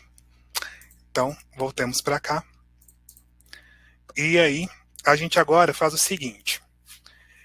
Considerando então que essa pasta apareceu por aqui, no Instapost Downloads, a gente vai fazer o seguinte. A gente pode trabalhar com elas de uma maneira diferente. Então, a gente pode pensar no seguinte, que para algumas imagens, vamos pensar aqui nessa questão do texto. E a gente vai trabalhar com elas. Então, a gente pode fazer a mesma coisa que a gente fez com o outro arquivo, que a gente pegaria essas imagens e depois a gente vai ler ela, né? Então, eu poderia pegar aqui uma imagem da minha pasta, que está no Instagram. Então, supondo aqui que temos uma pasta, e essa é a pasta padrão. Aí minha imagem está aqui, o texto está aqui.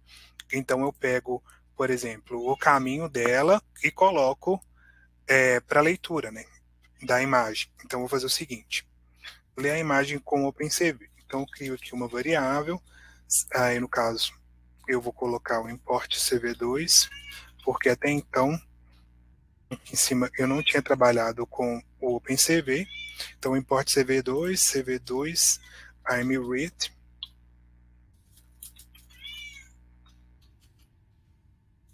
imread. E, na verdade, aqui é a imagem que eu quero ler novamente. Copiar caminho. Isso.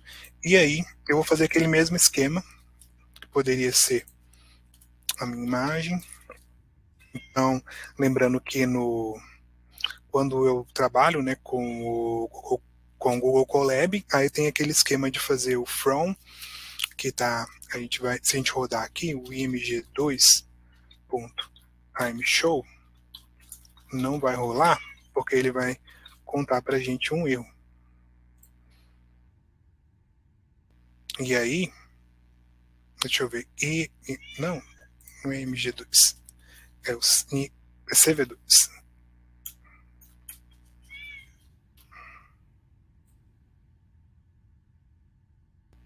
E aí eu preciso colocar essa parte aqui em cima.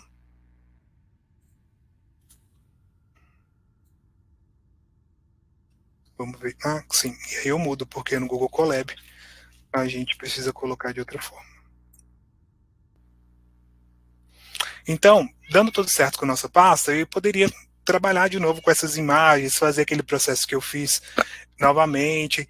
E aí o que acontece? No Instagram, quando a gente trabalha com texto, aí, ops, vou abrir aqui o Notepad. E então, vamos supor que eu falo assim, hoje estou na Mentorama Webinar Python. Webinar Python. E aí tem as hashtags, né? Python, Mentorama.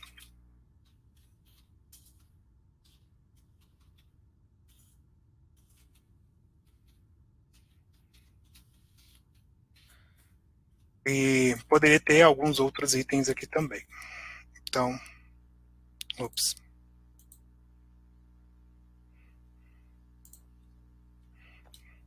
E aqui, exemplo, texto.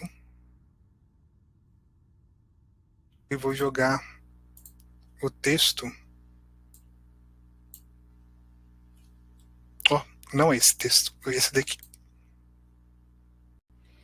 Ele vai fazer download, apareceu por aqui.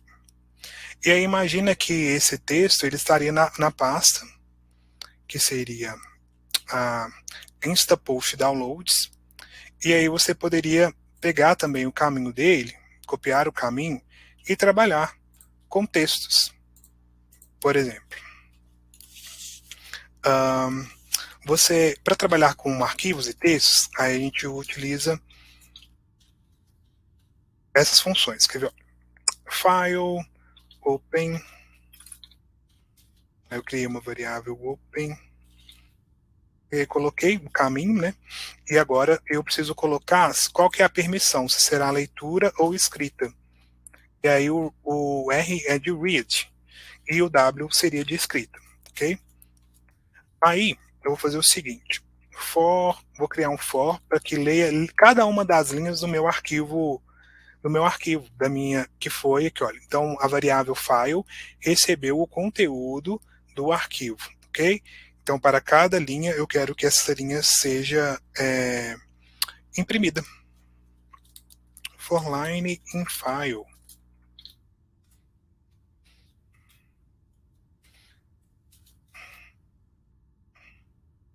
E aí vamos cruzar os... E aí, depois, sempre que temos um file.close,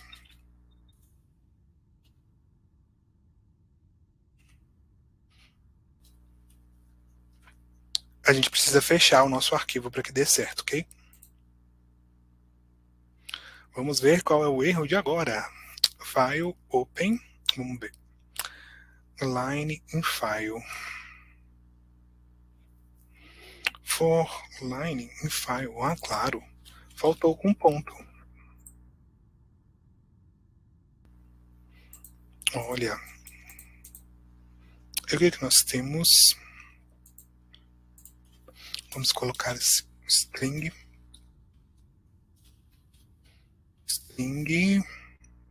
é igual a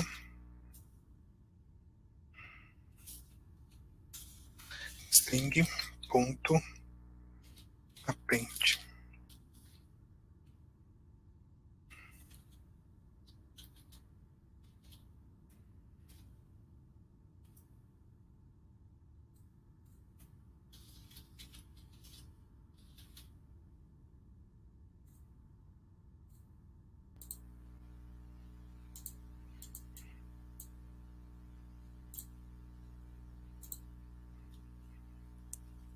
Certo.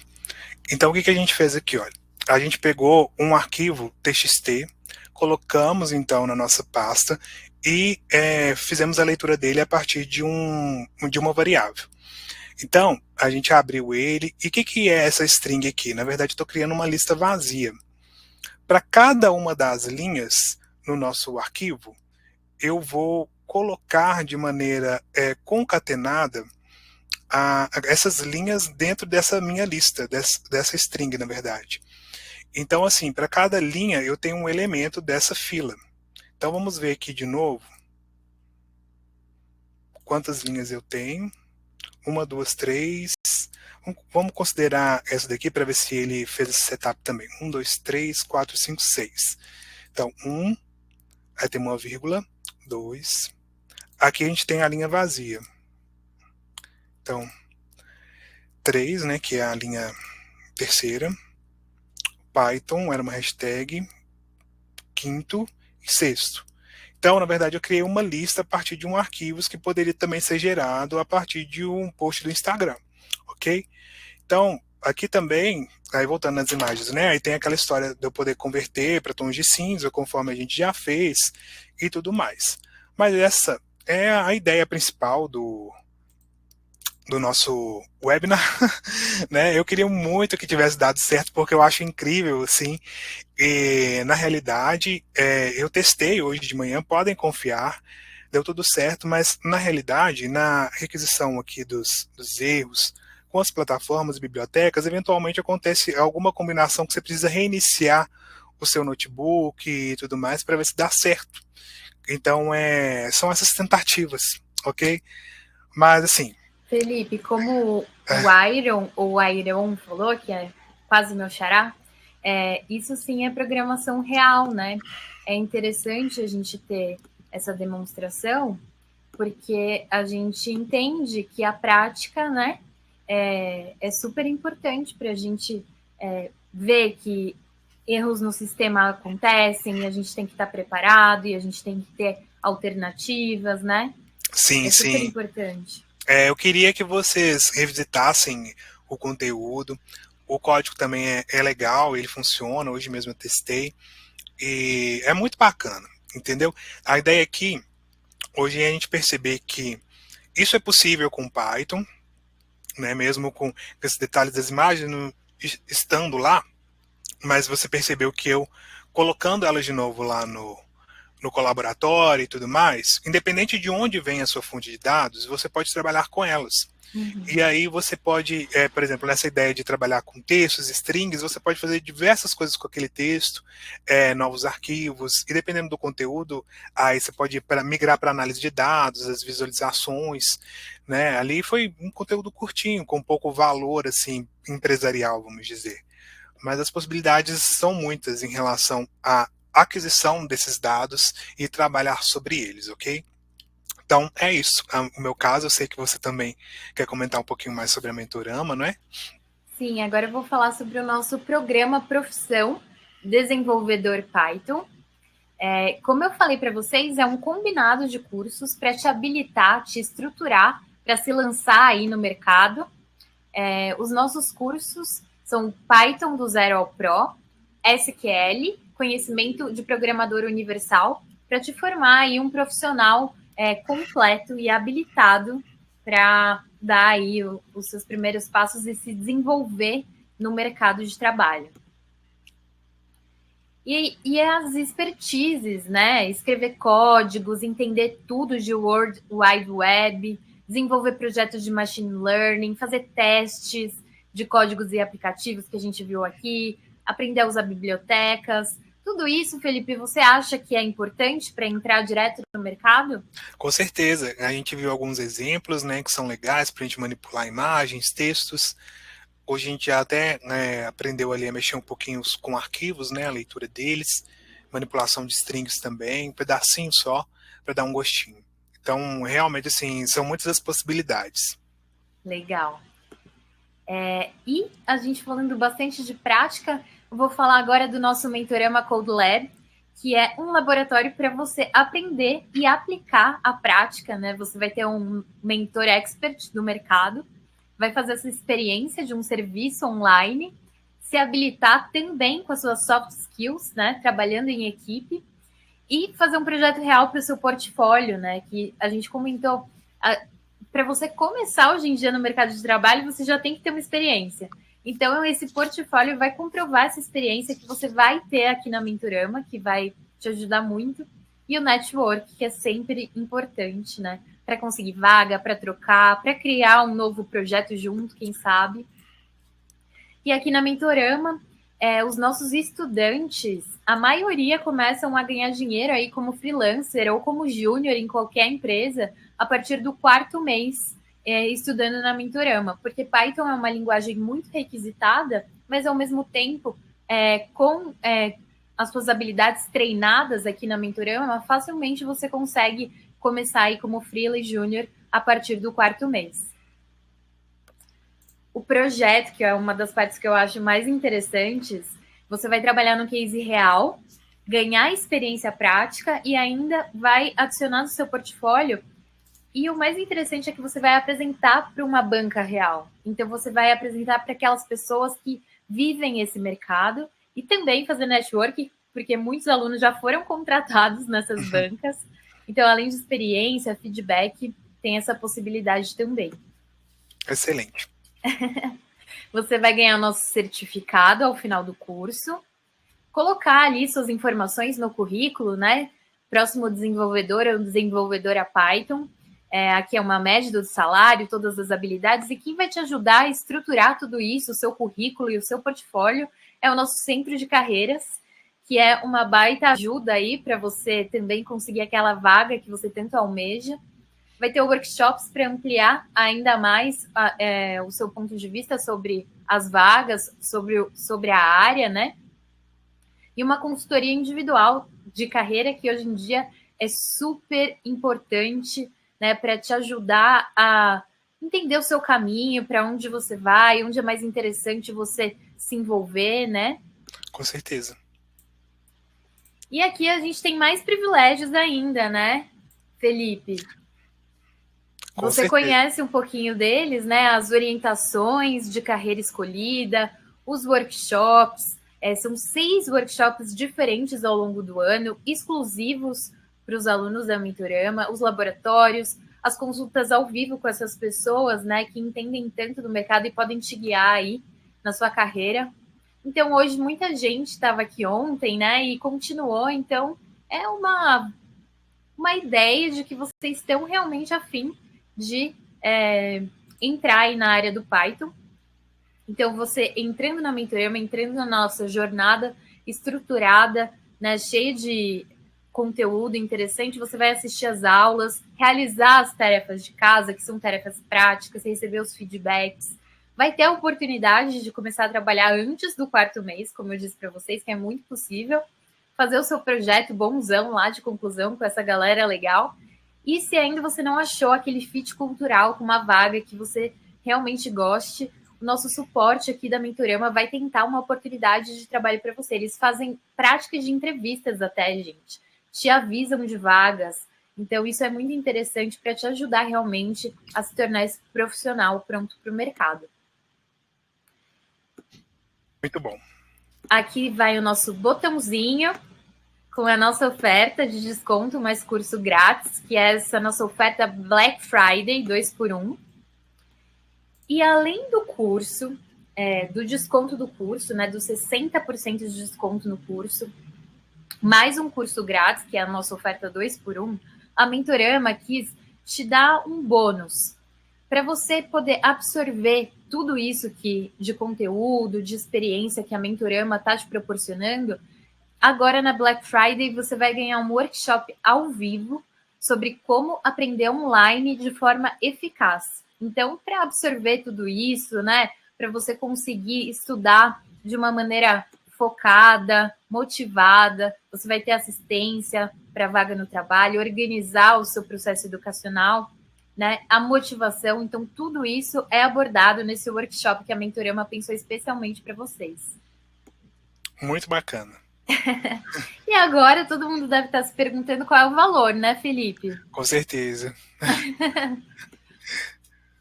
Se a gente fosse pensar esses cursos, né, separadamente, o valor de cada um desses cursos, que a gente também tem eles separados aqui na Mentorama, sairia por R$ 11.401.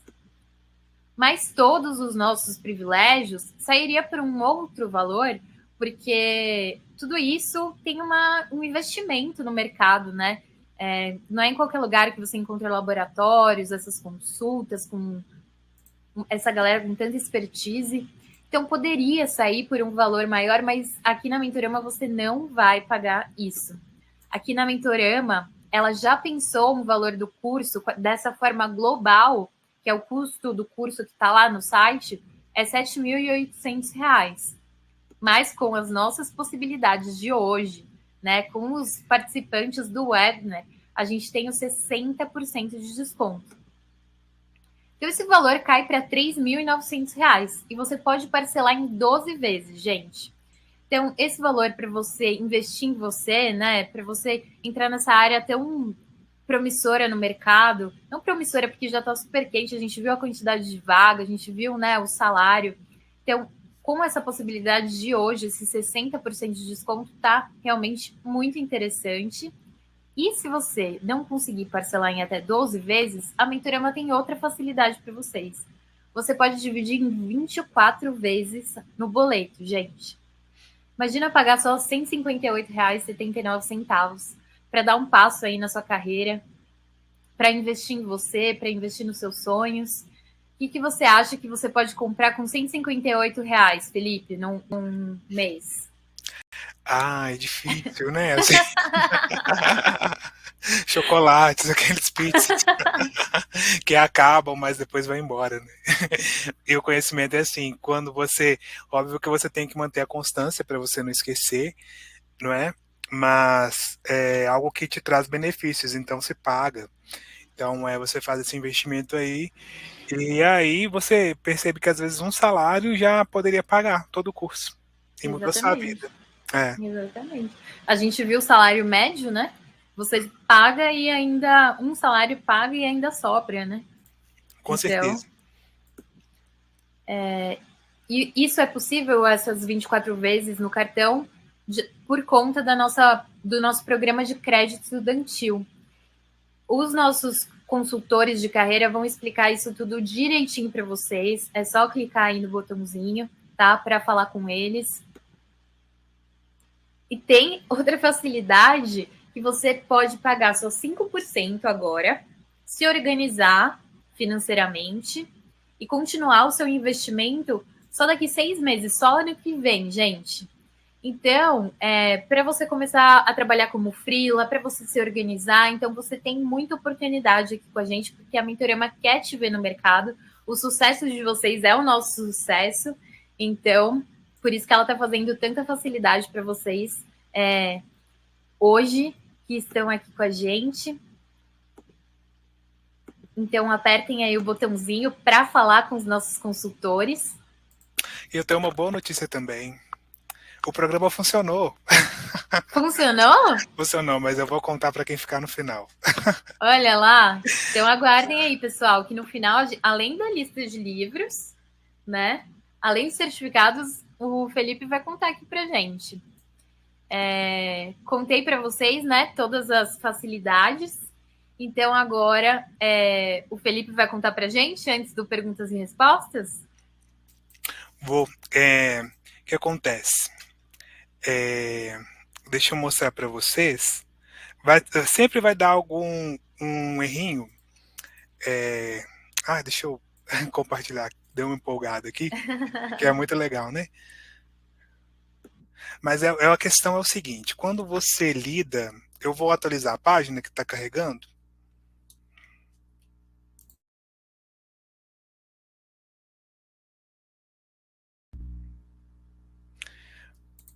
Bacana. Quero mostrar para vocês uma coisa que vai acontecer com vocês também.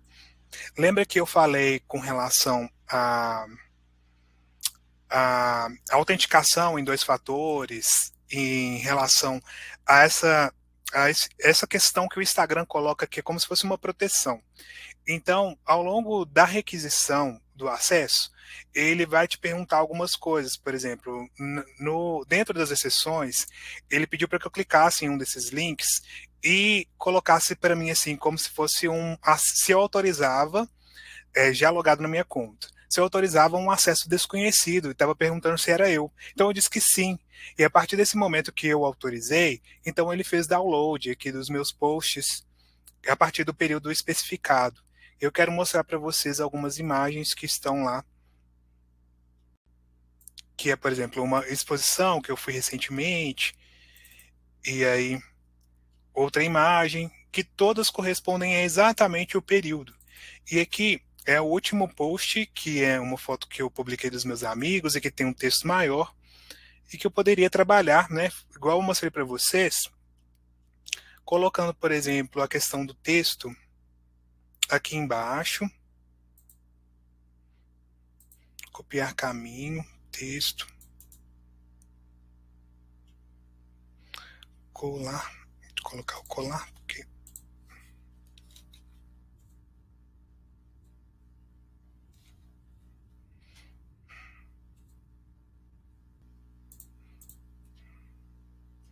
e aí eu tenho aqui o mesmo texto que eu trabalhei, que está aqui, que eu fiz a requisição, mas perceba que uma dificuldade que vocês vão encontrar nisso é exatamente uma questão da segurança do próprio sistema em permitir que você acesse. Então, na hora da requisição, o que a gente percebe aqui? Que o código está correto, ok? Mas que tem esses detalhes que vocês precisam se preocupar na hora da execução do acesso à informação e à senha. Até porque também esse arquivo, por exemplo, aqui que você chama a função e aí depois ele coloca que foi, por exemplo, login efetuado com sucesso. Lembra? Então aqui está tudo certo. Ele entra lá no meu arquivo config, faz aquela impressão e aí tem que ter atenção então nessas mensagens e como ele trata o erro. O resumo da ópera é essa. E aí eu fiquei feliz que eu entendo que, que é uma questão assim que o código funciona. Vocês podem visualizar aqui o conjunto de texto, e aqui eu coloquei a exposição chamava Atenção, né? Atenção de tensionar, Leandro Erlich do CCBB, aqui uma foto, então ele vai recuperando mesmo posts compostos, né? E nesse caso foi o TXT, que é a legenda. No caso aqui, temos uma legenda maior e as fotos que compõem cada um dos posts no período exemplificado. Missão cumprida. Legal, Felipe. Muito bom. Acabou que você até fez uma resolução de problema do sistema aqui, foi super interessante. Muito legal. E quando a gente está no webinar, aí tem a questão do tempo, né? Ontem a gente já ficou muito assim, aí eu fico assim, não quero ler todas as exceções, mas sabe que o maior erro dos programadores é não ler e não ter paciência em relação às exceções, porque no meu percurso também, uma dificuldade que eu tive é de não saber interpretar os erros, as exceções, e como você pode tratar eles ao longo do programa. E também fazer um aspecto lógico. O código estava certo, mas tem as restrições da requisição. Então você precisa ver qual universo que você está se metendo ali. Um outro ponto também é que, como a gente faz uma requisição em outros sites, isso acontece muito com APIs como Facebook, Instagram. Num dia eles estão funcionando, mas de repente, se lá eles mudarem alguma coisa que bloqueia o uso dessa biblioteca, aí você tem mais dificuldades. E até a comunidade reportar e você entender que não é um erro do programador ou do código, mas uma mudança recente que eles fizeram, aí pode ser também um pouco difícil de você se situar e tudo mais, mas faz parte do processo. Sim. Então, beleza, é isso. Foi bem interessante ver isso na prática, né? Que é a realidade. E, Felipe, agora a gente vai passar para 2 perguntinhas rápidas, né? Por conta do nosso tempo. Vou colocar aqui uma pergunta mais específica, depois outra mais geral. O Ricardo perguntou se a variável L, declarada com a letra maiúscula, é um padrão para esse tipo de biblioteca. Eu não considerei, eu não pensei sobre isso não, honestamente, mas creio que você não precisa declarar como L maiúsculo não, ok? Uma questão mesmo assim, pode tentar. Geralmente, como se trata lá de uma variável, um objeto, né, que recebe um valor, então aí é interessante, você pode tratar ela como uma variável que seja interessante. É um nome interessante. Esse nome L nem ficou tão legal, né? Porque ele poderia ter sido um pouco mais sugestivo, mas creio que não faz diferença não. E uma pergunta que geralmente o pessoal faz é que a gente viu ali as palavras em inglês, então o Anderson está perguntando se precisa saber inglês para ser programador, e como tem muitas funções, se é Ótima necessário pergunta. saber todas. É interessante porque você lembra aquele slide que a gente falou sobre as várias bibliotecas, e aí a gente, para cada biblioteca, os nichos específicos? Como programador Python, imagina o meu desejo de saber tudo aquilo, mas é impossível, porque geralmente você está focando no nicho específico. Essa sensação de não saber, de toda hora recuperar no Google, dá um pouco de insegurança. É normal. Mas quando você está especializando ali no OpenCV, numa análise de dados, e você trabalha com isso no dia a dia, você vai tornar aquelas funções como amigas de vocês. Então é como uma linguagem que você, por exemplo, a gente está conversando em português, então a gente está usando desse recurso porque a gente vive numa comunidade brasileira, nesse país, nesse contexto.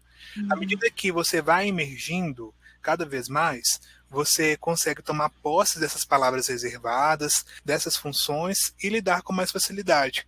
Mas eu acho que a gente tem que ser legal com a gente, da gente ter uma visão lógica dos acontecimentos e ter aquela dúvida. Por exemplo, meu programa não funcionou, então pode ser isso. Então vamos tentar isso. Eu lembro que... E qual que seria a função na biblioteca tal que pode me ajudar a resolver esse problema? O caminho é esse. Então vai lá no Google, olha, função Grayscale, Scale, né? Para OpenCV. Aí digita lá, beleza, resolvi meu problema com OpenCV. Aí você vai correndo no programa. Quando você vê que aquilo se tornou cotidiano, aí você vai, função Grayscale, ponto, blá, blá, blá. Aí fica mais simples, tá? E quanto ao inglês, por exemplo, para ser um pesquisador no nível de mestrado e até, eu acho que é muito importante, imprescindível que você tenha uma outra linguagem, porque os artigos são, em geral, em inglês, que você precisa escrever, que para você absorver novas tecnologias. As principais conferências também são em inglês. E eu acho que o inglês não deve ser uma barreira para que você aprenda programação, mas se você ainda não tem o conhecimento, que você aprenda a programar junto na medida que você aprende o inglês também. Para a gente, com certeza, é um diferencial. Legal, Felipe. Eu não sei se vocês viram, mas o certificado está para vocês desde o começo do Perguntas e Respostas. E agora eu coloquei para vocês a lista de livros, tá? Essa lista de livros toda especial que o Felipe fez para a gente. Eu quero colocar aqui nossos slides novamente. E agradecer a todos vocês pela companhia, pelas trocas de ontem, de hoje. A gente viu muita coisa legal na prática, superação aí, né? E como é o dia a dia. Então, foi muito legal. Quero te agradecer muito, Felipe. Você está sempre convidado aqui, nosso mentor querido, que a gente gosta muito e admira. Muito obrigada pelo tempo, muito obrigada pelo conhecimento. Eu que agradeço. Para mim é sempre um prazer. Eu gosto muito da Mentorama. Nesse percurso de ajudar a estar mais próximo dos alunos, eu me senti assim muito que eu podia contribuir. Eu fico muito feliz de contribuir pelo menos um pouquinho para o conhecimento ou tornar mais fácil esse percurso na programação. Né? Então, eu fico muito grato à oportunidade que a Mentorama tem me dado e também a todos os estudantes, todos os colegas que vêm conhecer um pouquinho mais de Python. E novamente eu fico à disposição nas redes sociais, né? Os vídeos vão estar provavelmente disponíveis no YouTube, sintam-se sempre convidados a estarem conosco aqui sempre. Ótimo. Muito obrigada, pessoal, muito boa noite e até mais. Até mais. Tchau, tchau.